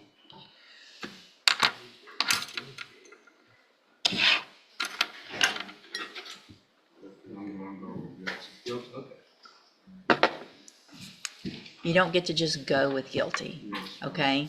I was You need to guilty. say, because here's the thing, you just got sworn in over there and you're Yes, ma'am. under oath to tell the truth. And so I'm asking you some questions while you're under oath. So taking a deal just to get something over with isn't what we do here. Yes, ma'am. You either did it or you didn't do it. Do you understand? No, So to the charge of the lesser included offense of resisting arrest from January 29th of 2025, how do you plead? guilty. Are you pleading guilty freely and voluntarily? Yes, ma'am. And are you pleading guilty because you did what they've charged you with? Yes, I have here on the computer some documents that have your signature on them that the state has marked as exhibit number 1. Before you signed these, did you go over them with Mr. Radford? yes, ma'am. Do you fully understand them? Yes, ma'am. And do you understand if I follow the agreement that you've made with the district attorney that you will be waiving or giving up any right to appeal? Yes, And are you a U.S. citizen? ma'am. Yes. State tenders number 1. No objection. It's admitted. Is there any evidence that Mr. Martin is not competent? No, ma'am.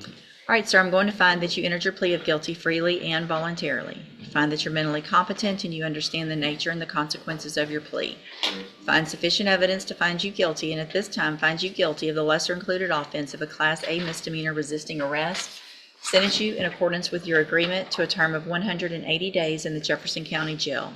You will receive credit on that sentence. Have y'all checked that he has 180? He's been in jail since January. So you'll get credit on that sentence for any time that you've been in custody, Yes.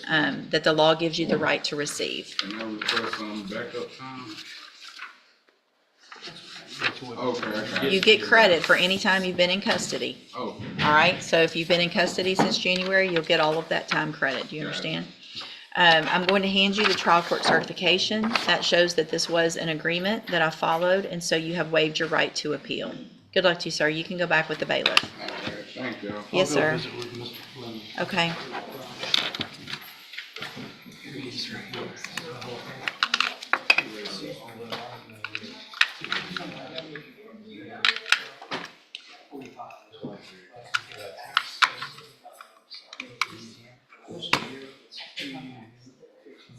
You can't tell. I don't know where this, no, I think it's a little better. I don't know what's happening. My computer keeps popping up. Oh. I'm going to keep an eye on Judge West because she's on fire today. But while she's between people, let's stay in the building but go over to Judge Stevens. Yes, sir.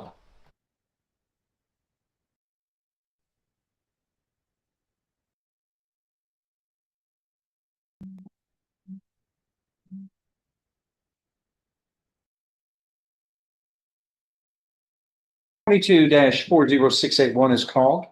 Andre Jamal Guillory, present with Mr. LeBlanc, his attorney, and the state's attorney. Does the defendant waive a formal reading of this indictment and the arraignment? Can we proceed in summary? Yes, Your Honor. In summary, this indictment alleges that from on or about September 1st, 2021, and continuing to on or about July 27th, 2022, about a year,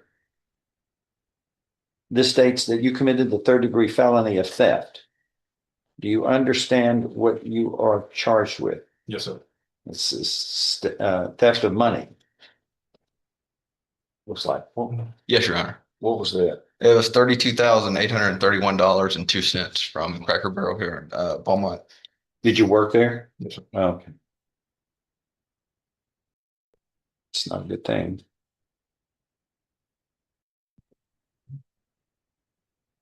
If convicted of a third-degree felony, you face a term of not more than 10 years or less than 2 years in prison. In addition, a fine may be assessed not to exceed $10,000. Do you understand? Yes, sir.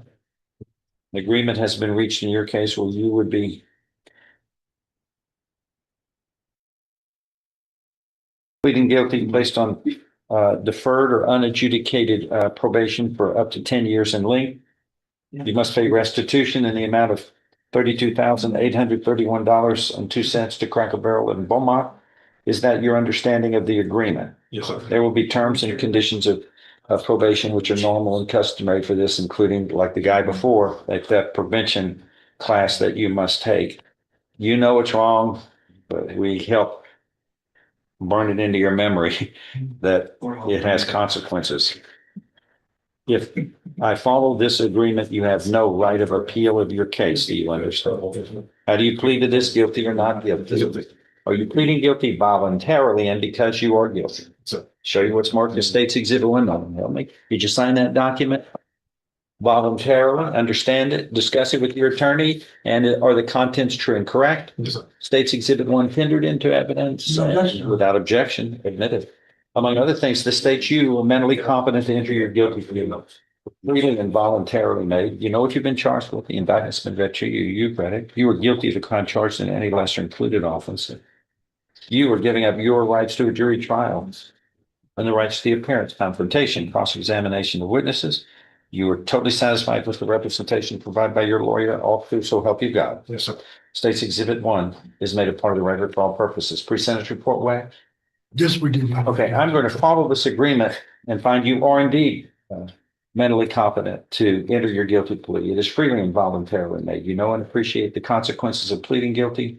There's sufficient evidence supporting your guilty plea from your sworn admission of guilt here to find you guilty beyond a reasonable doubt. I now find I could find you guilty beyond a reasonable doubt at this time, but I am going to defer any finding of guilt and place you on deferred or unadjudicated probation for 10 years. You do well, it gets shortened to 1/3 of that. The most important thing is this money that is owed. How is that going to be paid back and how much you're going to do per month? As much as I can. Then, I need a number. If you're unable to make it, we can amend it, but I need to know an idea because this is a lot of money. So maybe you get up to $1,000 a month. Where are you working now? Right now, I do like odd jobs, and then I drive Uber too. And I make about $700 a week. How much? $700 a week. Okay, so that's 28. That's between 2,500. Why don't we do this? Well, why don't we start out with $1,250? Okay. Okay. And that still is per month is not going to get you. Can you do 1,500? Yeah. Okay. Then 15 gets you halfway in a year. Okay, go. In the probation report, in this probation order, if we can change this when he signs it to a minimum of 1,500 per month to be paid back, and that still gives him 2 years. But I can tell you that the key also to getting off of probation early is good behavior, but when you pay restitution back, that means a big difference to me and the victim, and you get rewarded. You sense what I'm telling you? Yes, sir. Is it reaching out there because I'm telepathizing? Yes, sir. Okay. All right. Please see the probation officer. Thank you.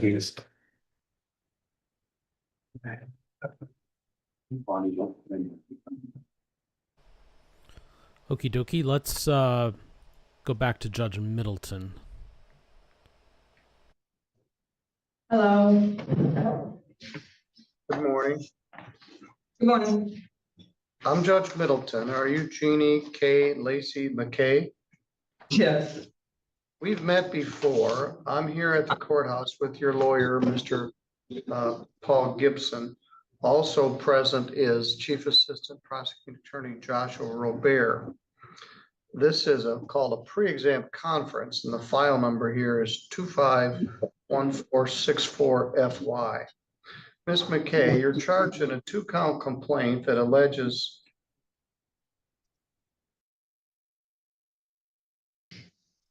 that on July 22nd, you assaulted Michael Bates by hitting him with a glass candle, apparently in the head. And that's a misdemeanor felony punishable by up to 4 years imprisonment and a fine of up to $2,000. The prosecutor alleges that you also were charged with a previous domestic violence, and the second count is domestic violence second offense. That's a misdemeanor punishable by up to a year in jail and a fine of up to $1,000. Is this a plea to DV first, Joshua? No, the offer's a plea to DV second. All right. Anyway, they're willing to dismiss the felony charge for a plea to the misdemeanor charge of domestic violence. Mr. Robert has discussed this matter with you, with your lawyer, and your lawyer, Mr. Gibson, has discussed the matter with you. He says that you would like to take advantage of this plea offer and plead no contest to this charge. By pleading no contest, you don't admit what happened, but you also don't deny what happened, and you would allow or accept that a conviction would enter. Do you understand? Yes. I'm going to plead to count 2 and dismiss count 1. Other than that, did anyone promise you anything to get you to plead to this charge? No. Or threaten you to try to get you to plead to this charge? Do you understand that if you do plead to this charge, you'll be giving up your right to have a trial in front of a judge or jury? It will not be a trial if you enter this no contest plea. Do you understand? Yes. If you had a trial, you'd have the right to be represented by an attorney. Mr. Gibson is here and he would represent you throughout the proceedings. You could also hire an attorney of your own choosing if you wished. If you had a trial, you'd have a right to have any of the witnesses for or against you subpoenaed to come to court so they could be questioned under oath. You would have the right to take the witness stand and testify on your own behalf, but you don't have to because you have a right not to testify. And if you did not wish to testify, the judge or jury cannot hold your silence against you. And you have the right to be presumed innocent unless they were able to prove your guilt beyond a reasonable doubt. Now, in a no contest plea, you don't tell me what happened. I will get the information from a booking report that was filed by the officers. Is that acceptable to you, Mr. Gibson? Yes, Your Honor. Is that acceptable to you, Ms. McKay? I suppose. I didn't realize that. Yeah, that's All right, fine. here's what the report said. Okay. At about 6 o'clock at night on July 22nd, they went out to Everson Drive near Clear Lake Road in White Pigeon Township. They talked to you and they talked to Michael Robert Bates. You and Mr. Bates had an argument over using his telephone.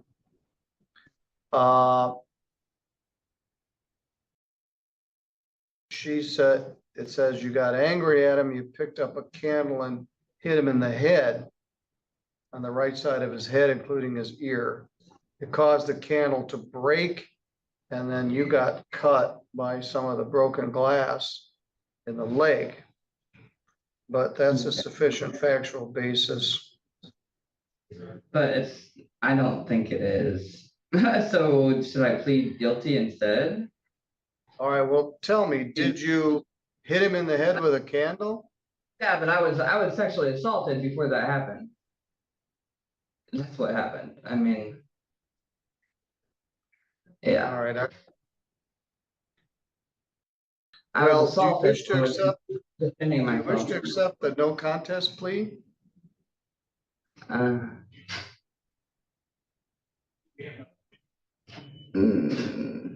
No. Well, here's the status. I want to ask you some questions to make sure where you're going to go if I let you out of jail. And I'm going to set this for sentencing on September 22nd at 11 o'clock. I will give an opportunity for Mr. Bates to be there and an opportunity for you and your lawyer to be there. By pleading no contest, you don't admit what happened, but you also don't deny what happened, and you allow or accept that a conviction would enter. If you believe you have a defense and you don't wish to plead to that charge, we can set the matter for something else, a preliminary examination next week. But right now, the prosecutor is offering to dismiss the felony charge for a no contest plea to the misdemeanor charge in count 2. If that's acceptable, I'll accept your plea and set the matter for sentencing. If you don't wish to do that, I can set the matter for a hearing next Tuesday afternoon. I'd rather do the hearing next Tuesday afternoon because I don't feel like I should be convicted of that. Honestly. Defendant demands a prelim. Yeah, especially if it's gonna take till September 22nd to get out of jail. Well, I was gonna let you out of jail right now. Now you're gonna sit in jail next Tuesday. Okay, then I'll just plead guilty. Forget it. Maybe Well, I let me don't want to negotiate with you regarding, I mean, you wanted a prelim. If you want a prelim, I'll give you one. No, I'll plead guilty, no contest. Fine. All right, I'm gonna have to explore this further. Are you receiving any mental health treatment? No. No, I'm not.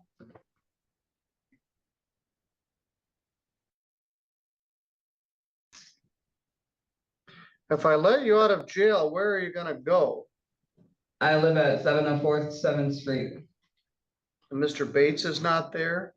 No, he doesn't stay there. Who lives there? My roommate is Mr. Richard Kettlehead.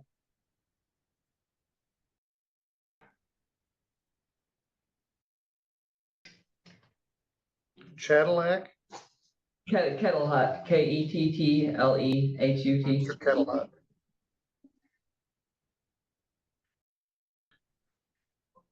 Does he know you're coming back? Well, he expected me back previously, so yeah. Okay. I'm gonna set the matter for sentencing for September 22nd at 11 o'clock. I'm gonna reduce the bond to $4,000 PR.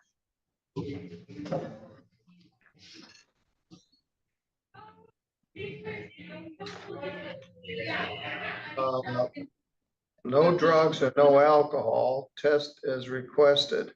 No contact with Michael Bates. Who is Michael Bates to you? He was my sister's best friend's brother, pretty much. It's just someone I needed.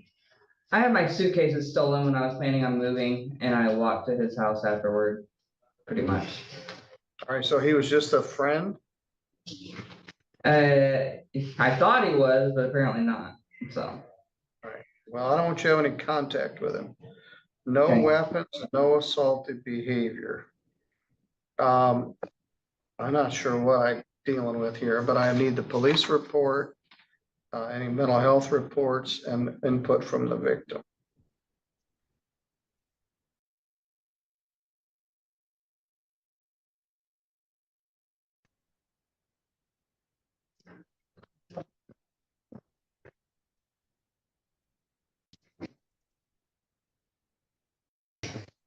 You also have an old unpaid traffic ticket for unsafe backing, $150.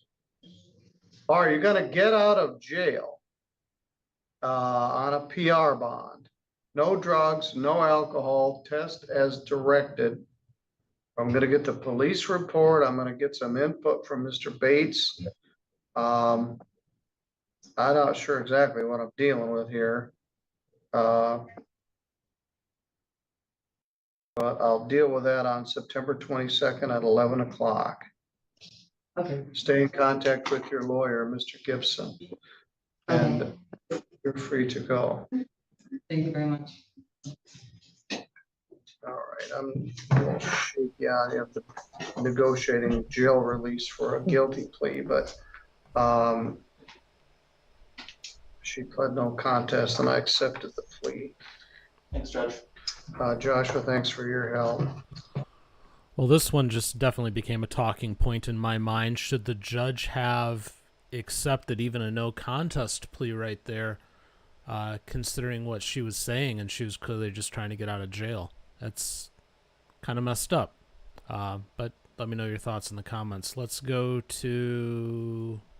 back to Judge West. I have 8 dead victims on today's topic. There's a lot. We have a lot of. No, I have 6. We have 8 total. 8 total. So I have 3 murders and 3 manslaughter. Yeah. Okay, I'm actually about to believe one of the manslaughter. Wow. All right, sir. Are you Andre Williams? Yes, ma'am. And in cause number 24, DCCR 1539, Mr. Williams is charged with tampering or fabricating physical evidence.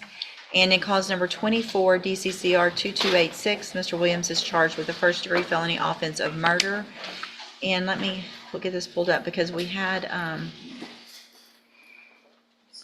Mr. Williams examined for competency. Yeah, sure. And we've received that report from Dr. Grapon.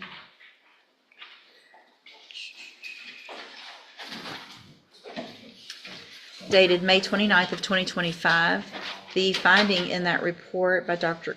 Grapon is that Mr. Williams is currently competent to stand trial.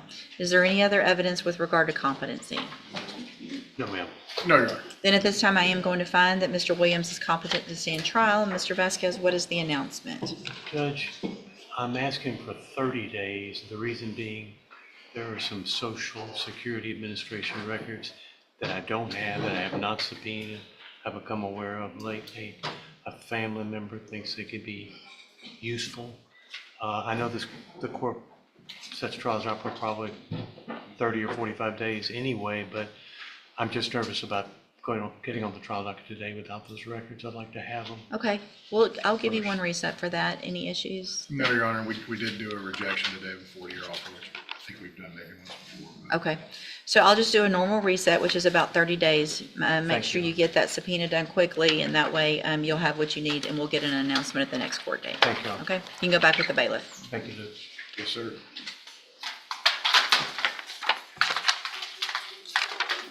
Mr. Kimler, you have Melissa Taylor, it's a sentencing.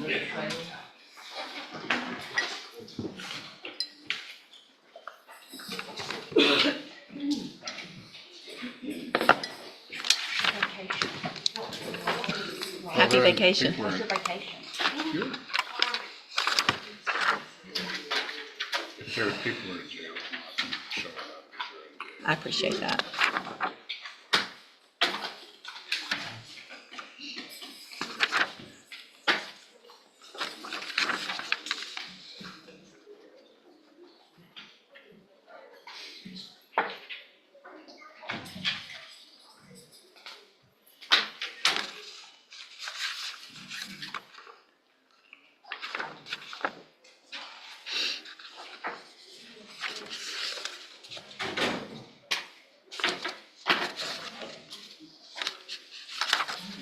He's here, I just talked to him.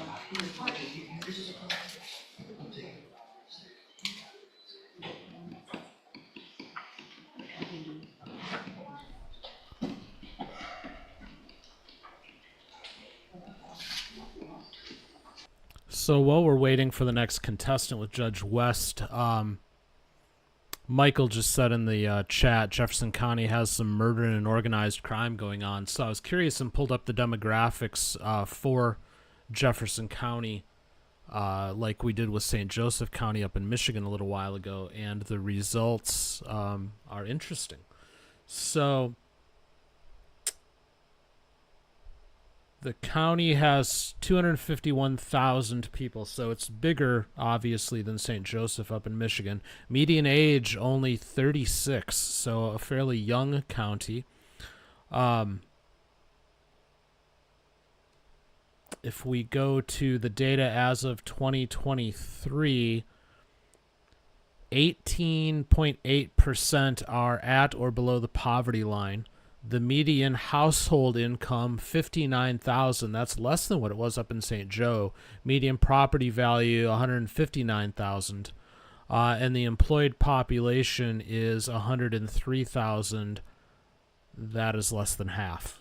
So they got some issues in Jefferson County as far as the demographic data goes, which may explain some of what we see. Because again, it seems like we see more violent stuff than we do out of a lot of the bigger counties. So I was curious to pull it up, and that's what I found. Thought I'd share. Let's get back to Judge. ER 2311 to the state jail felony offense of credit or debit card abuse.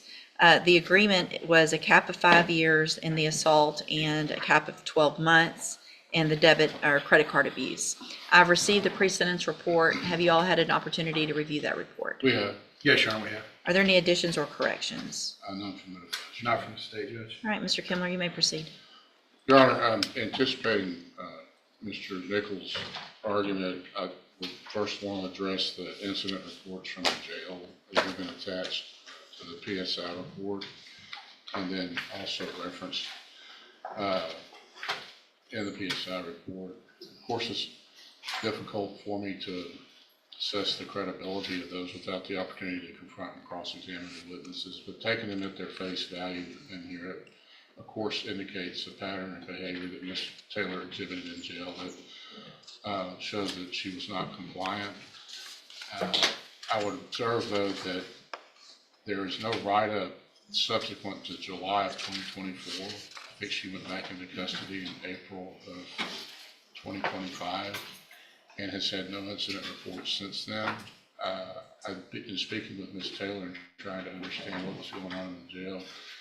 I think that she was struggling with mental health issues while she was in jail during this stay when she accumulated these write-ups. She indicated that she was, after an assessment, psychological assessment, she was on around 5 different medications, including Seroquel, trazodone, and lithium.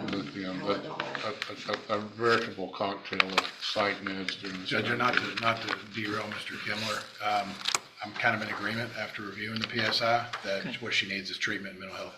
Okay. So that may make the court's decision. I'll cut that short there. Okay. We'll defer to, she wanted to address the court, and I'll defer. Go ahead, ma'am. Yes, ma'am. I just wanted to piggyback off of that. Those were during a state of psychosis with the meds that I was on. That this last 4 months that I spent in jail, I put myself through basically a mental rewiring of my brain chemistry through the literature that I'm reading. And I've had a lot of success with my behavior. My son has been reintegrated into my life again without his father. The family that has him, we're in contact every day, which has been tremendous for my mental health and is a key aspect as a woman yourself, but I'm sure mom. He was my identity for 12 years. And when he was taken, I lost my identity, and that was a huge part of this last year. But I don't want to look at this last year as being a victim. I want to be victorious over this and really turn this mess into a message. And I just hope that I get to be integrated back into society. She is, what is the bed you're on now that's helping? I'm on, it's oxycarbazine, just one medication now is all they have me on. And so it's been, It's a mood stabilizer. yeah, it's just a mood stabilizer. All right, well, here's what I'm inclined to do.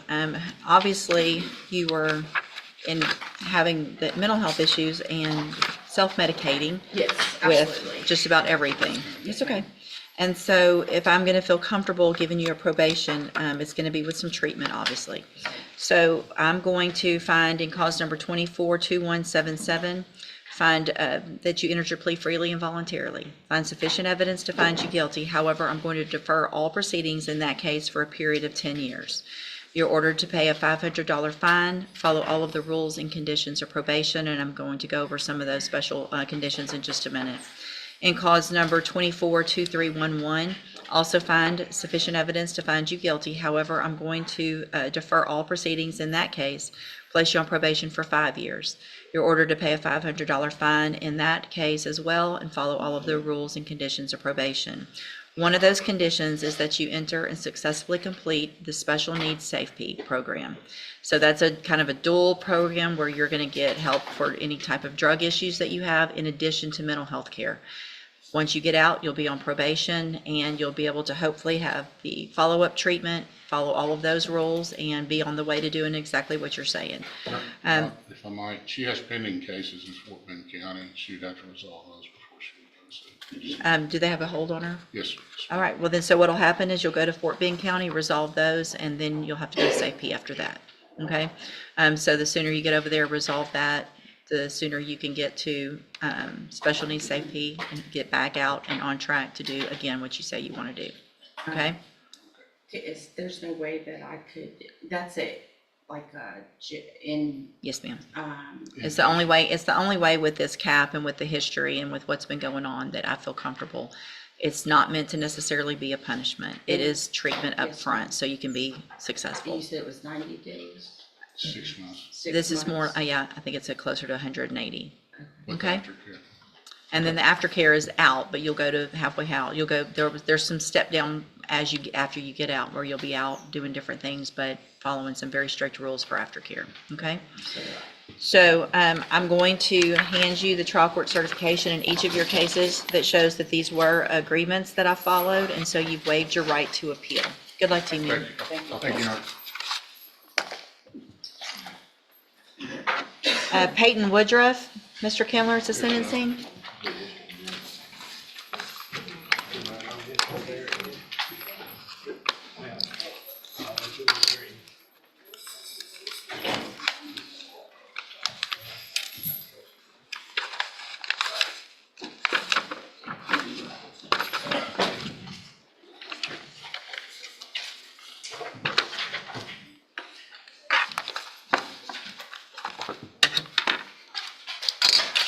You discuss this in dialogue? I have a note in my file, I checked. It's probably in my file. I haven't. You don't have the cases yet? Intake of the Not the drug case, no. I'm gonna have to put something on the record. All right.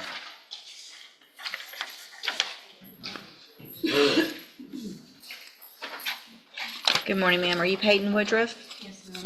And Ms. Woodruff was previously in court, entered a plea of guilty in cause number 24, DCCR 1710, to the state jail felony offense of burglary of a building, and in cause number 25, DCCR 0426 to the second-degree felony offense of robbery.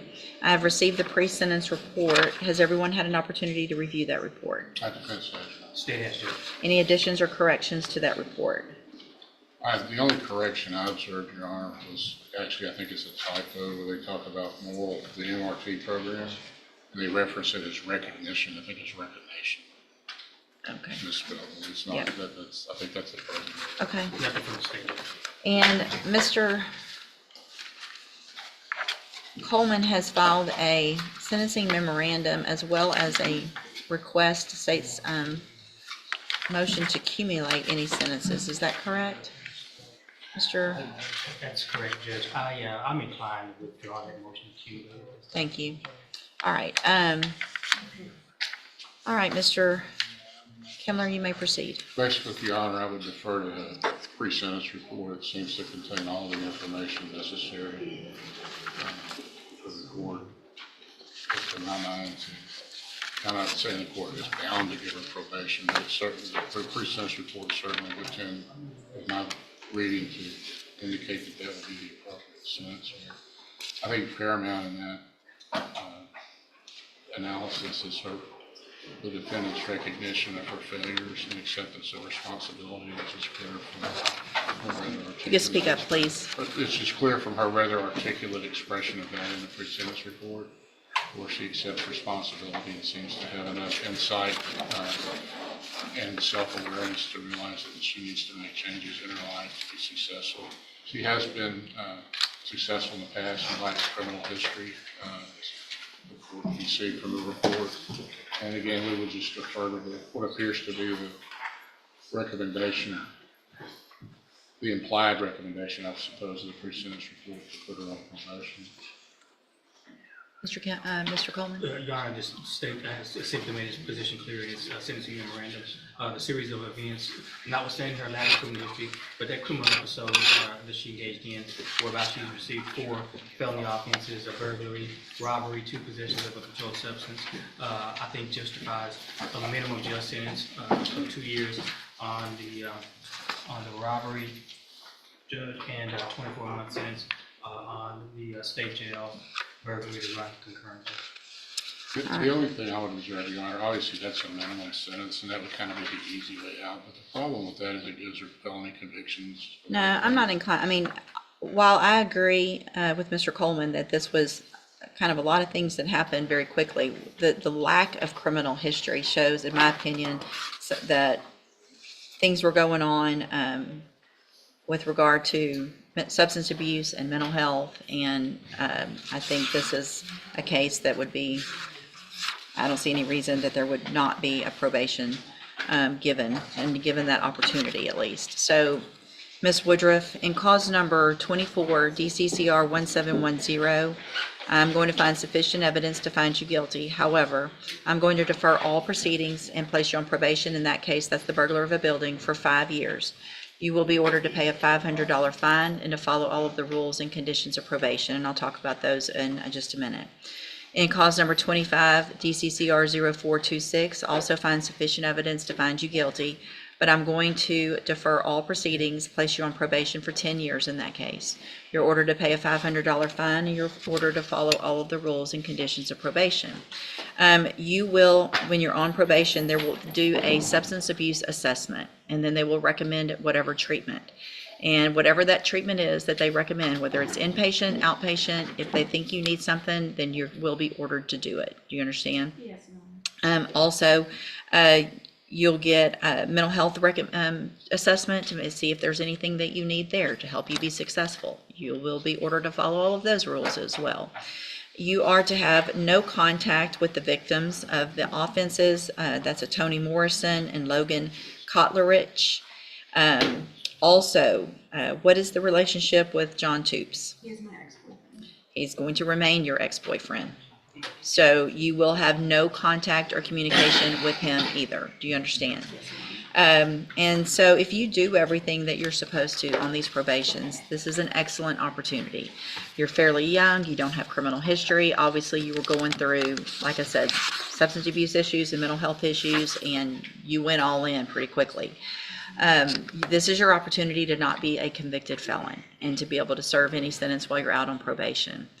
The downside to that, though, is if you violate any condition of probation at all, you can be brought back into court, you could be found guilty, so you would be a convicted felon. And in the robbery case, you could go to prison for up to 20 years, and in the burglary, up to 2 years. Do you understand? Yes.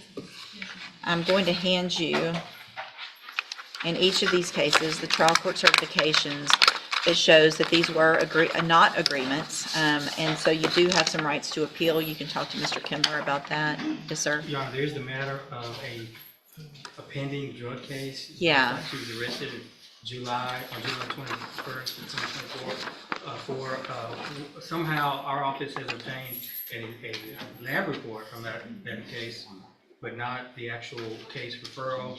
About 2 weeks ago, I put in a call to the sheriff's department, the narcotics department there at the sheriff's department judge, and apparently returning phone calls is an outdated concept because I've not received a phone call back. Welcome to my world. Yeah, I was asked to leave a message for Donna in narcotics, and she has to date not returned my phone call. So the Jefferson County, BPD, not Sheriff's Department. So the BPD case number is 2024-14337, and this disposition of these cases is intended to dispose of that case as well. So if it does come into the office, you're going to not indict. We'll decline So it. that's the 2024 one. What about the 2025 case? Well, The PSI shows two. The PSI shows that July one from 2024, but it also shows a March of 2025. I'm not aware of that one. Is there a case number of this? No, it's just listed. I don't have any heartburn over declining that one as well, Judge. It's just I don't have a case number to put on record or anything like that. Okay, if you'll just kind of watch for it, then we'll hopefully catch it. Y'all can catch it before it. If the court wants to construe that as an agreement, then we would waive our right to an appeal. If that wants to be, if we have an agreement that they're not going to be. Well, that's what we would need to change all the paperwork. That's done. I can't imagine that getting a probation, there's going to be an appeal issue anyway. So, all right, good luck to you, ma'am. You can go back with the bailiff. Thank you, Your Honor. Yes, ma'am. Okay, let's stay in Texas, but we'll go over to Judge Boyd for a minute. She's actually got a trial going on, but they're in a break, so she's taking up other customers. Morning. Court is calling 2023 CR 3141. Just 1 second, I'll wait. State versus George Abaye. Can I have parties announced? Rick Pena for the state of Texas. Kim Gonzalez, Mr. Bay. And are you Mr. Abaye? Yes, ma'am. All right, there's a request that a bond be set. Yes, Your Honor. All right, so I see on the docket that he had been remanded without bond for not appearing on the June 17th. That's correct. All right, and you all have agreed to a bond of 10,000? That's correct, Your Honor. All right, could you raise your right hand? Do you solemnly swear or affirm the testimony you give will be the truth and nothing but the truth, so help you God? Yes, ma'am. All right, you can lower your hand, state your name for the record. Yes, ma'am. State your name for the record. John Abaye. All right. So, Mr. Abaye, have you ever been previously deemed to be incompetent? No. All right, ever received any type of medication for mental health issues? No, ma'am. Ever seen a psychiatrist or doctor for mental health issues? No. Okay. Have you ever used any type of controlled substances or drugs in the past? No. All right. So you were set on June 17th, 2024 in this court. Is there a reason you did not appear? Yes. On the day of the court, I lost my mom, and then before I could get over it, the next day I lost my dad between 2 days and over. So since I'm the only boy, I had to do some runarounds with my uncle. And that's why it's called. All right. Do you have documentation of this? I do not, I do not with me, Judge, but if the court would like, I'm sure we could work on getting something. All right. Well, have you verified that he's lost both of his parents during this time? I have not, Judge. I have not. We just discussed this morning. All right. Does somebody want to Google? They are not in the States, Judge, is my understanding. Yes, ma'am. They were in England, London. Does somebody want to Google for the United Kingdom, deaths in the United Kingdom? Defense wants to do it, spending more time to gather that, they would have no objection. And then All right, because this will, of course, help me make a decision on what the bond amount should be to ensure his appearance. Okay, Judge. All right. And I think you all may be able to discover that today. I'm sure England has something similar, maybe not to the United States, where you can Google and find out. Okay, Judge. All right, thank you.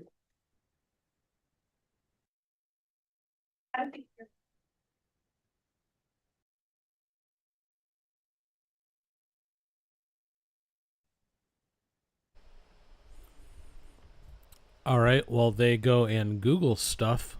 Let's go back to Judge Stevens. Yes. You're Matthew Graham? Yes, sir. All right, you are charged here in 24 CR 2425 with the 3rd degree felony of stalking, which carries with it up to 10 years in prison. What are you doing about getting a lawyer? Today, You're gonna get one today? Your Honor, I respectfully request a continuance to obtain legal. Yeah, Dave. I love your formality. We're gonna work with whatever you need to get the attorney. You have a reasonable amount of time. Do you have somebody in mind? No, sir. Okay. Your Honor. Have you ever been arrested before? Yes, Your Honor. All right, here in Jefferson County? No, Your Honor. Where? Montgomery County. Okay, for what? 2014 possession of marijuana. Yeah. What happened in that case? It was this month's Did you do something, take a class or something to dismiss it? certification. It was deferred? Yes, sir. I think this is going to be a more serious matter. You're looking at up to 10 years in prison here. Yes, Your Honor. So are you employed somewhere? No, Your Honor. How are you going to hire a lawyer? They cost. Do you have money to hire a lawyer? No, Your Honor. All right. We're going to get you to fill out one of those indigent forms. In the state you're in, you're indigent, which means you can't afford one, but you need a lawyer to get in the game. People who can't afford them, we help them until they can get on their feet. There's the document. I want you to fill that out. When you're through, let me know. You're going to have to swear in front of her that it's all accurate. And then we can get a competent lawyer in the indigent collection of lawyers that help the indigent people, help you along for a little bit. And Your Honor, What do I we? would request if he doesn't have an ankle monitor, that he have an ankle monitor. In this case, it was particularly agreed because he was. All right, that's, yeah. Yeah, there's some. Do you happen to have an ankle monitor on you by any chance? No, Did Your Honor. anybody order that? No, Your Honor. Okay. Well, it's a GPS device. And the problem with this is we want to make sure that you don't backslide, as it were, make a mistake and do something that is similar to what you're charged with in this case. You're going to have to get a monitor, and it costs you, we'll help you the probation office knows where to get those. They know all the information about how you can get them and what it's going to cost. But you've got 48 hours to get one on. And if you don't, you need to come back here and talk to me, because you can't be ambling about without one of those as a protection, not only to you, to me, because you're on my watch now. And what we don't want is behavior repeated. We got to fix the mess here and don't do it ever again. But this is.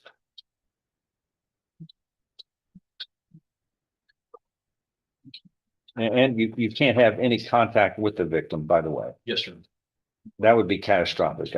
You would stay in jail until this thing ever got finished.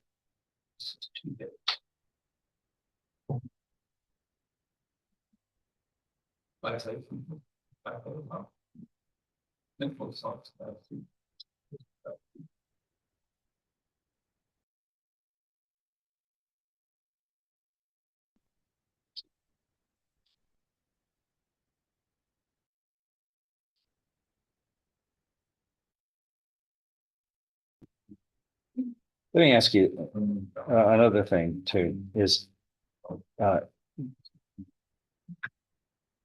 you seeing any psychological expert for something, what I'm reading here? Have you talked to anybody about No, you're not. issues that you might need to address? No, you're not. You need to think about that, because I'm going to order some things if you don't come up with an idea, because we don't want this kind of behavior repeated, do we? No. You know what I'm talking about. I'm not going to spill the beans because it's embarrassing thing, like a lot of cases here. But this isn't going to happen again on my watch. It would be severe if you were accused of something like this. Whatever motivated you for this, you got it. It's a sudden stop in that direction on my watch. Do you understand? Absolutely right. Okay. All right. I want him back in 2 days just to tell me where we are on the GPS device. You want him to fill the affidavit out there first. Yeah, and then what we're going to do is we'll reset it, get you a lawyer appointed to help you, and move forward to fixing whatever caused this. And that's what we do, is we help people fix their mistakes. Anyway, fill that out, and when you're through, come up here and sign in front of that lady. Thank you. Yeah. So I don't know if you guys caught this or not, because I didn't see any mention of it in the chat, but he actually referred to a group of lawyers as the quote-unquote indigent collection, which just struck me as hilarious, and immediately started putting 1,000 things in my mind, such as maybe like a kiosk of them in a Goodwill or something like that. It was just really bizarre what popped into my head. But let's see who this guy is. What you need to do is conduct yourself better. Not the least of which is don't wear a sign. I don't want to even look at a sign on your show. Would you wear that to church? Now, we're not church. Would you wear that to church? You would think about wearing that to church? Well, you're wrong. That's inappropriate. That's not honorable. We don't want signs. We don't need things plastered.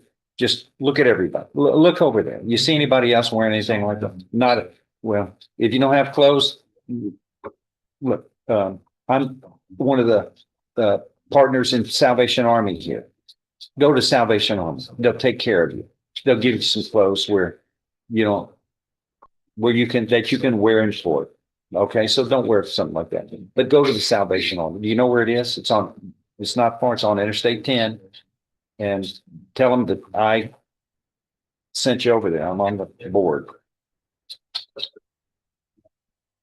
And they can get you some clothes for people who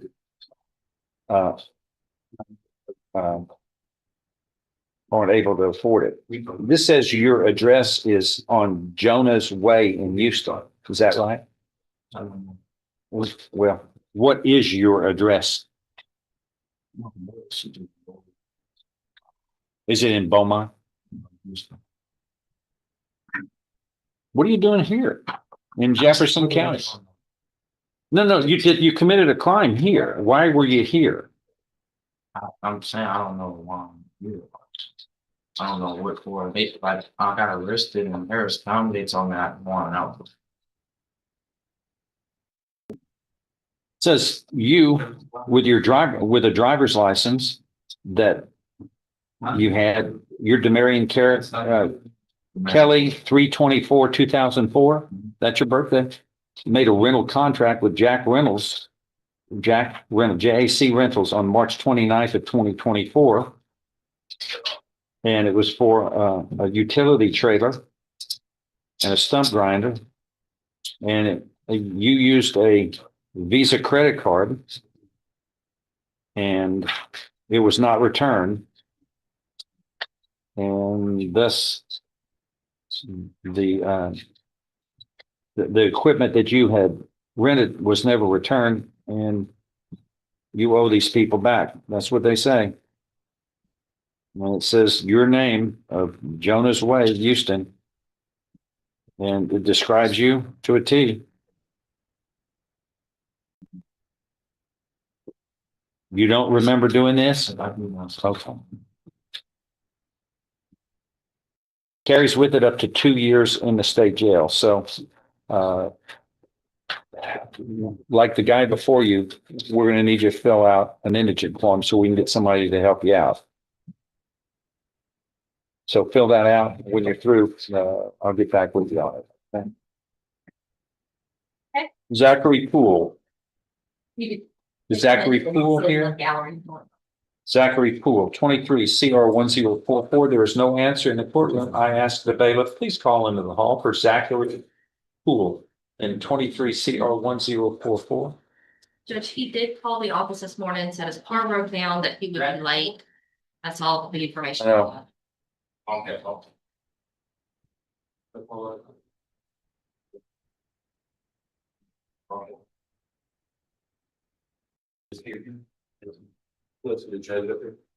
He's here, Your Honor. You're Zachary Poole? Come on up. You are charged here with burglary of a building, a state jail felony, which carries with it up to 2 years in state jail. Yes, sir.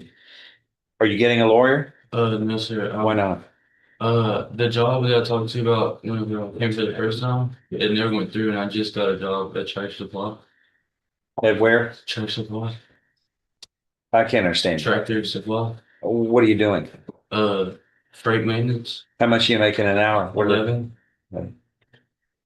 Here, fill one of those. We're gonna get you an indigent form. You fill that out, okay? And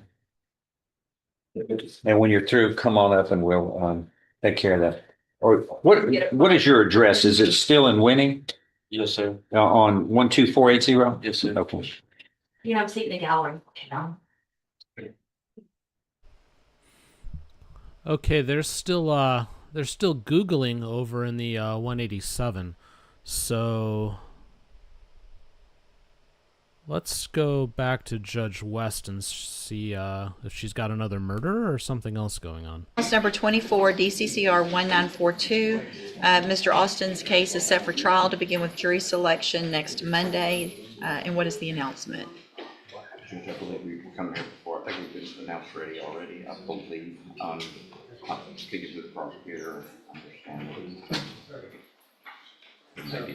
I can't hear you. There may be another case that's, I don't especially set, but at any rate. Okay. Court. Are you ready, Mr. Nichols? Okay. Obviously, I do have another one that we intend to go forward, but things like that change all the time. So I want to make sure Mr. Austin previously, oops, hold on, rejected an offer in February.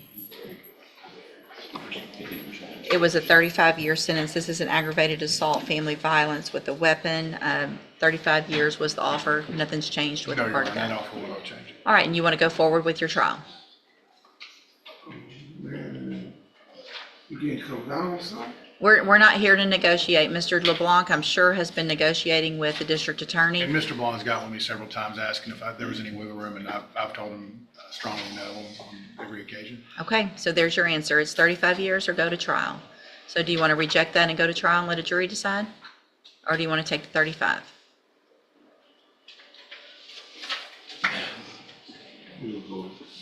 What?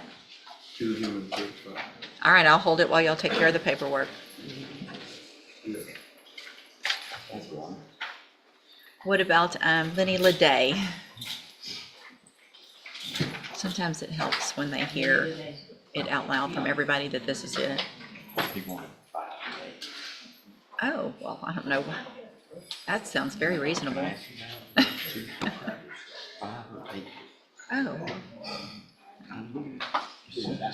Oh. Pick Burger King. You get it your way. Or not.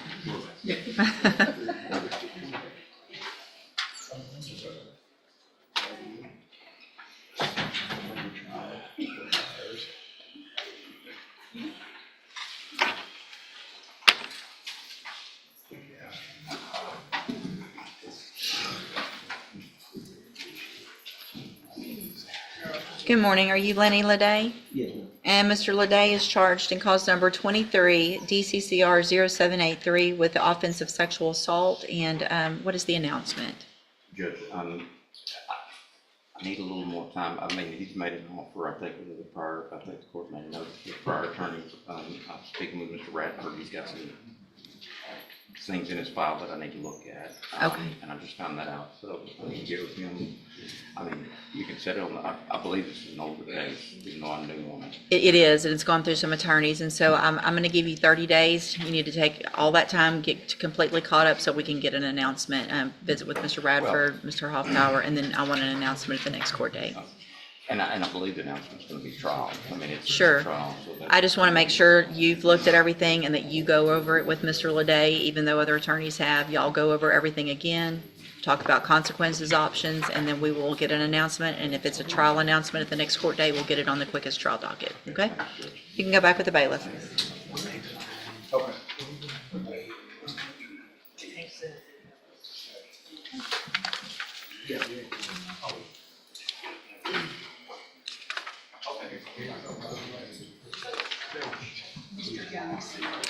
Okay. Okay. Mr. Young? Good morning, sir. On Salvador Gomez? Salvador, go ahead.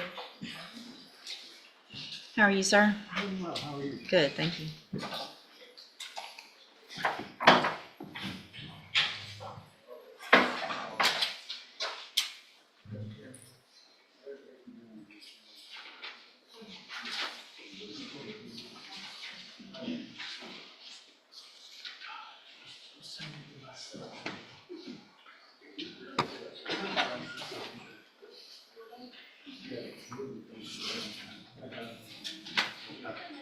The only thing I caught in the motion was about pictures and video. It's just like I was together.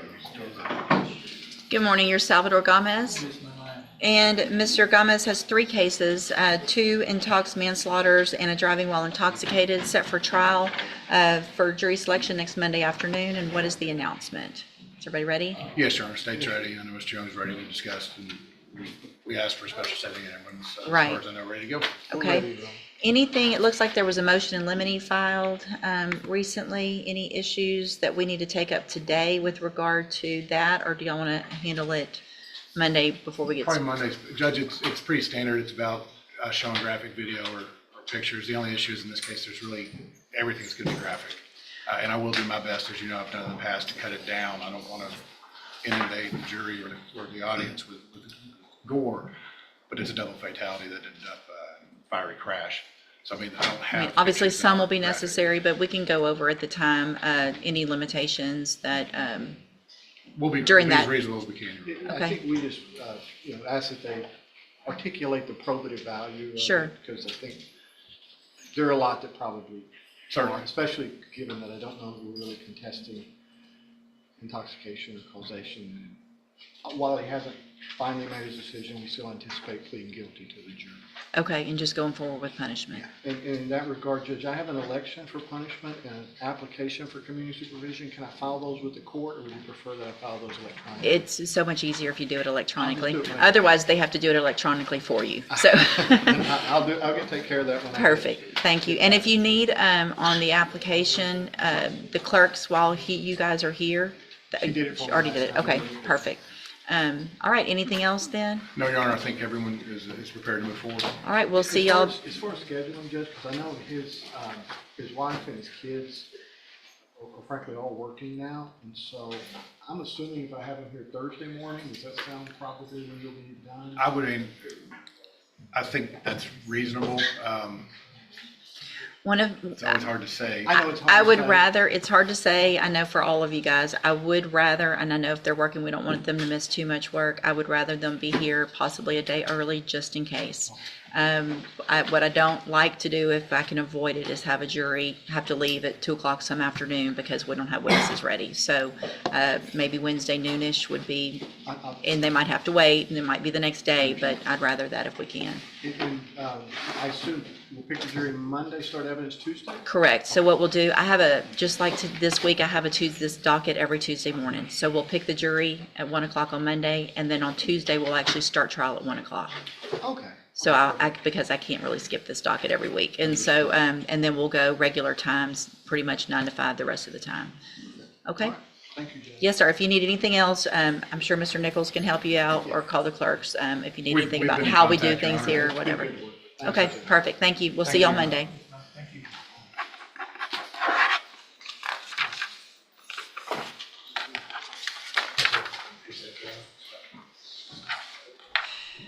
Mr. Rojas, you've got Stephanie Moore. It's a sentencing. I took this off of something and didn't put it back on. Probably one of my sentencings with a lot. Well, the next contestant comes up, just an FYI for all of you. I have all of a sudden lost half of my tech over here, so my big board where I monitor all of my feeds is down. Luckily, we only have 20 minutes to go, but it'll probably limit the amount of bouncing around that we do. Just a FYI. Show must go on.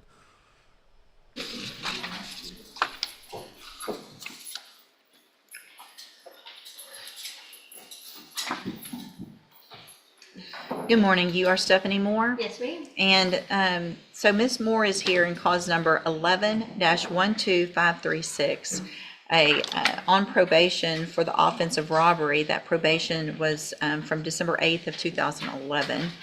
And we were here. She pled true to count 1, 2, and 3 in that motion. I've received an updated pre-sentence report. And has everyone had an opportunity to review that?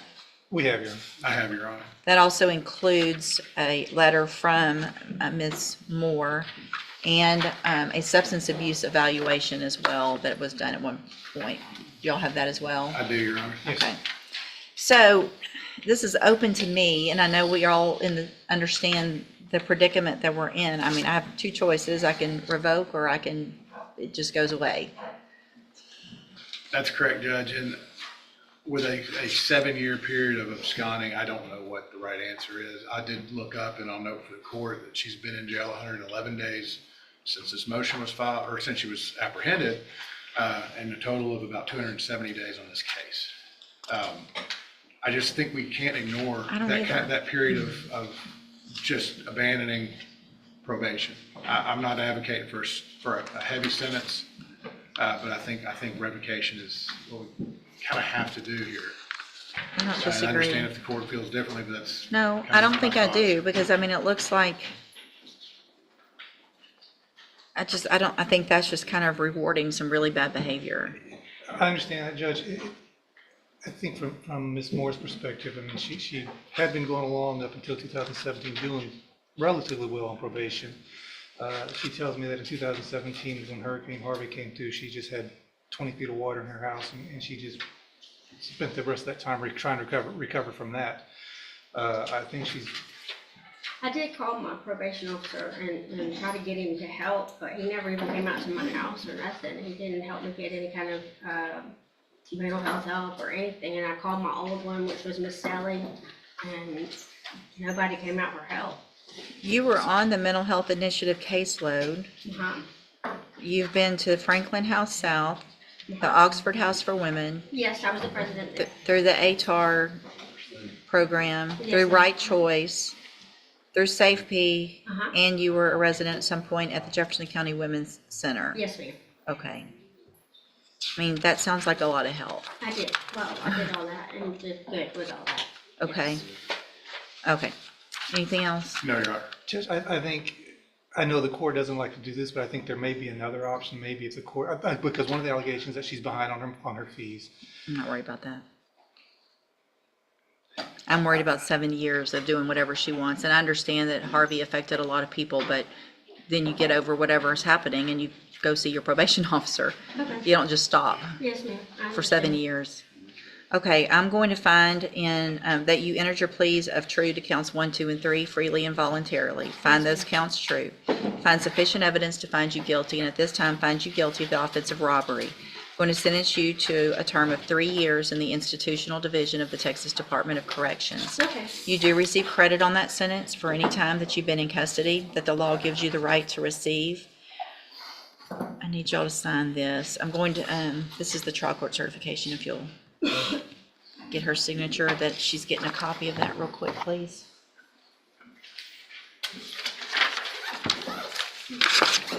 Thank you for being here, Ms. Joseph. Thank you. Sorry, I didn't ask you if you had anything else to say.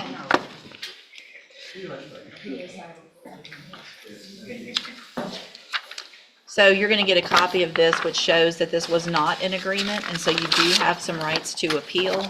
I am also handing you a written admonishment regarding your ineligibility to possess a firearm or ammunition. Because of the judgment entered against you, you're ineligible under Texas law to possess a firearm or ammunition. Possession of a firearm or ammunition could lead to charges against you. Firearm is a legal term, and you should read the written admonishment I provide you to see what devices qualify as a firearm. If you have questions about the laws that make you ineligible to possess a firearm or ammunition, or about how long that lasts, you can talk with Mr. Rojas. Yes. Good luck to you, ma'am. Thank you. Let's see, Naya Miller, Mr. Rojas.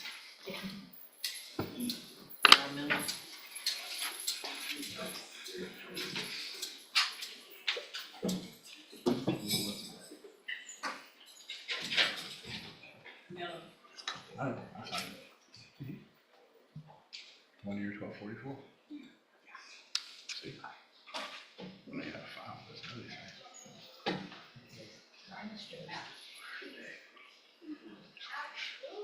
Anna, she over Harvard? All of a sudden, not all of a sudden, I'm sure I pushed a button, but now on here, it's not in lawyer order anymore. I'll work on it. Well, it's just gonna, hold on. Now give me just a second. Now what? Nope, I'm ready. I don't know what I could have, how I did that.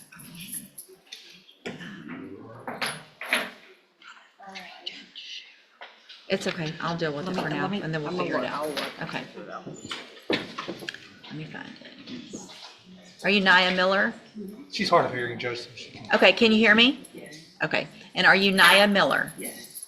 And will your client waive the formal reading of the indictment? She will, Your Honor. It's actually a motion, Judge. Oh, okay, of the motion, I'm sorry. Stand up, ma'am.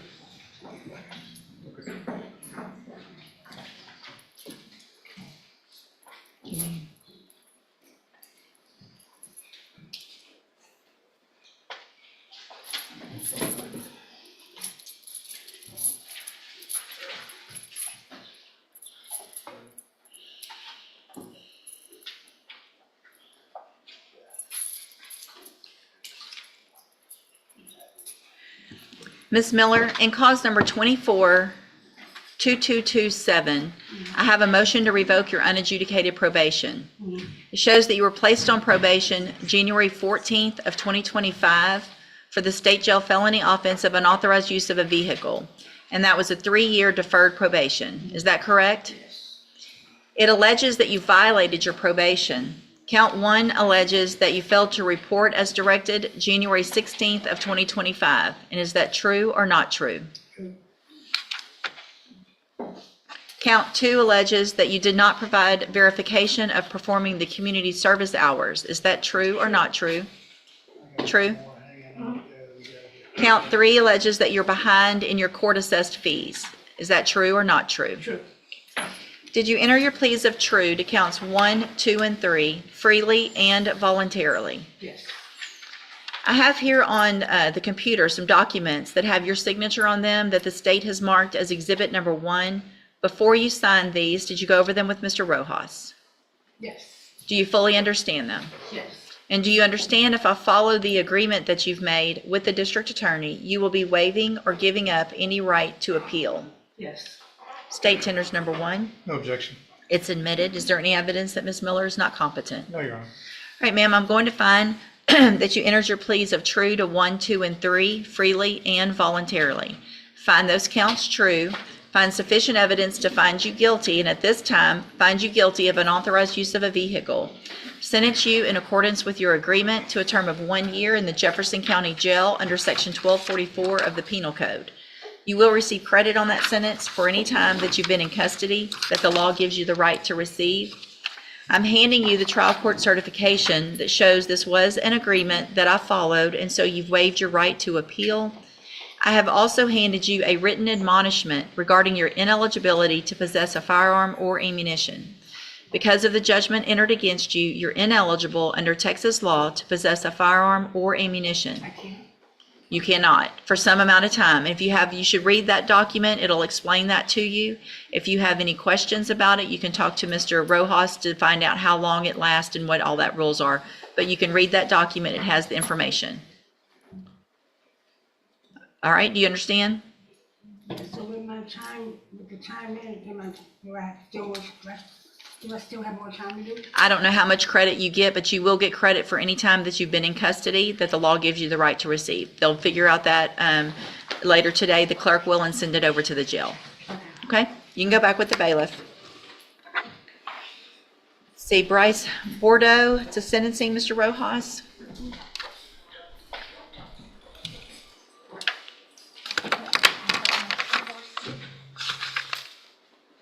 What is it on the motion on this one? Oh, no, I need to write on it.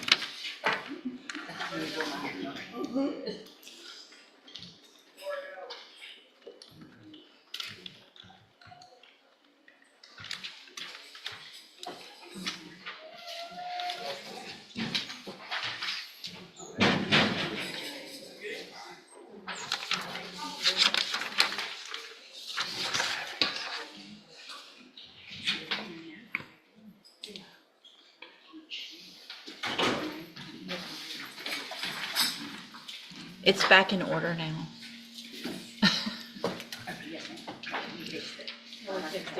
No, it's not. I'm just kidding. It's not. I don't know either, but it's not.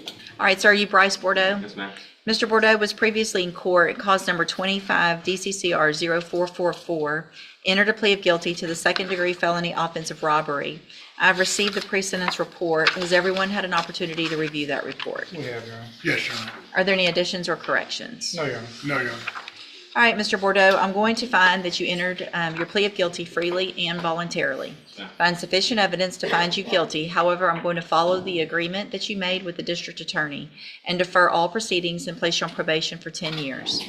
You're ordered to pay a $500 fine and to follow all of the rules and conditions of probation. One of those is going to be that you will be required to enter and successfully complete the JCDI program. Everything in here points to the fact that there is an alcohol issue. And so you're going to get treatment for that, and it will be part of your probation. You are not to drink any alcohol on probation. You will also be required for some amount of time to wear a scram device. That will show if there's any alcohol in your system. If there is, it's a violation of your probation. So you need to take advantage of the treatment and whatever they have to offer you. Do you understand? Yes, ma'am. If you do everything you're supposed to while you're on this probation, this is an excellent opportunity because you don't have a conviction on your record. And at the end of the probation, if you're successful, the case actually gets dismissed. You'll never have a felony conviction. Thank you. The other side of that, though, is if you violate any condition of probation, you can be brought back into court, found guilty, so you become a convicted felon, and you could be sentenced anywhere in that range of punishment, which is between 2 years and up to 20 years. Do you understand? Yes, ma'am. Okay. Thank you, Your Honor. Yes, sir. I'm handing you the trial court certification that shows this was an agreement that I followed, and so you've waived your right to appeal. Good luck to you, sir. Thank you. Please click where it says Tuesday jail docket, Tuesday jail docket, click.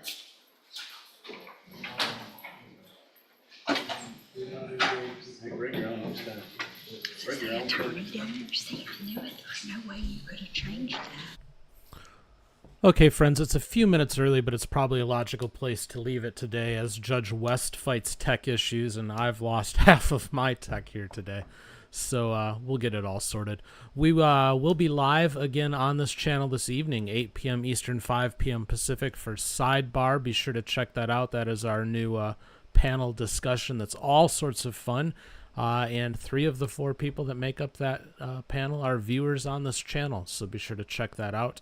And then we'll be back again tomorrow, 10 a.m. Eastern, 7 a.m. Pacific.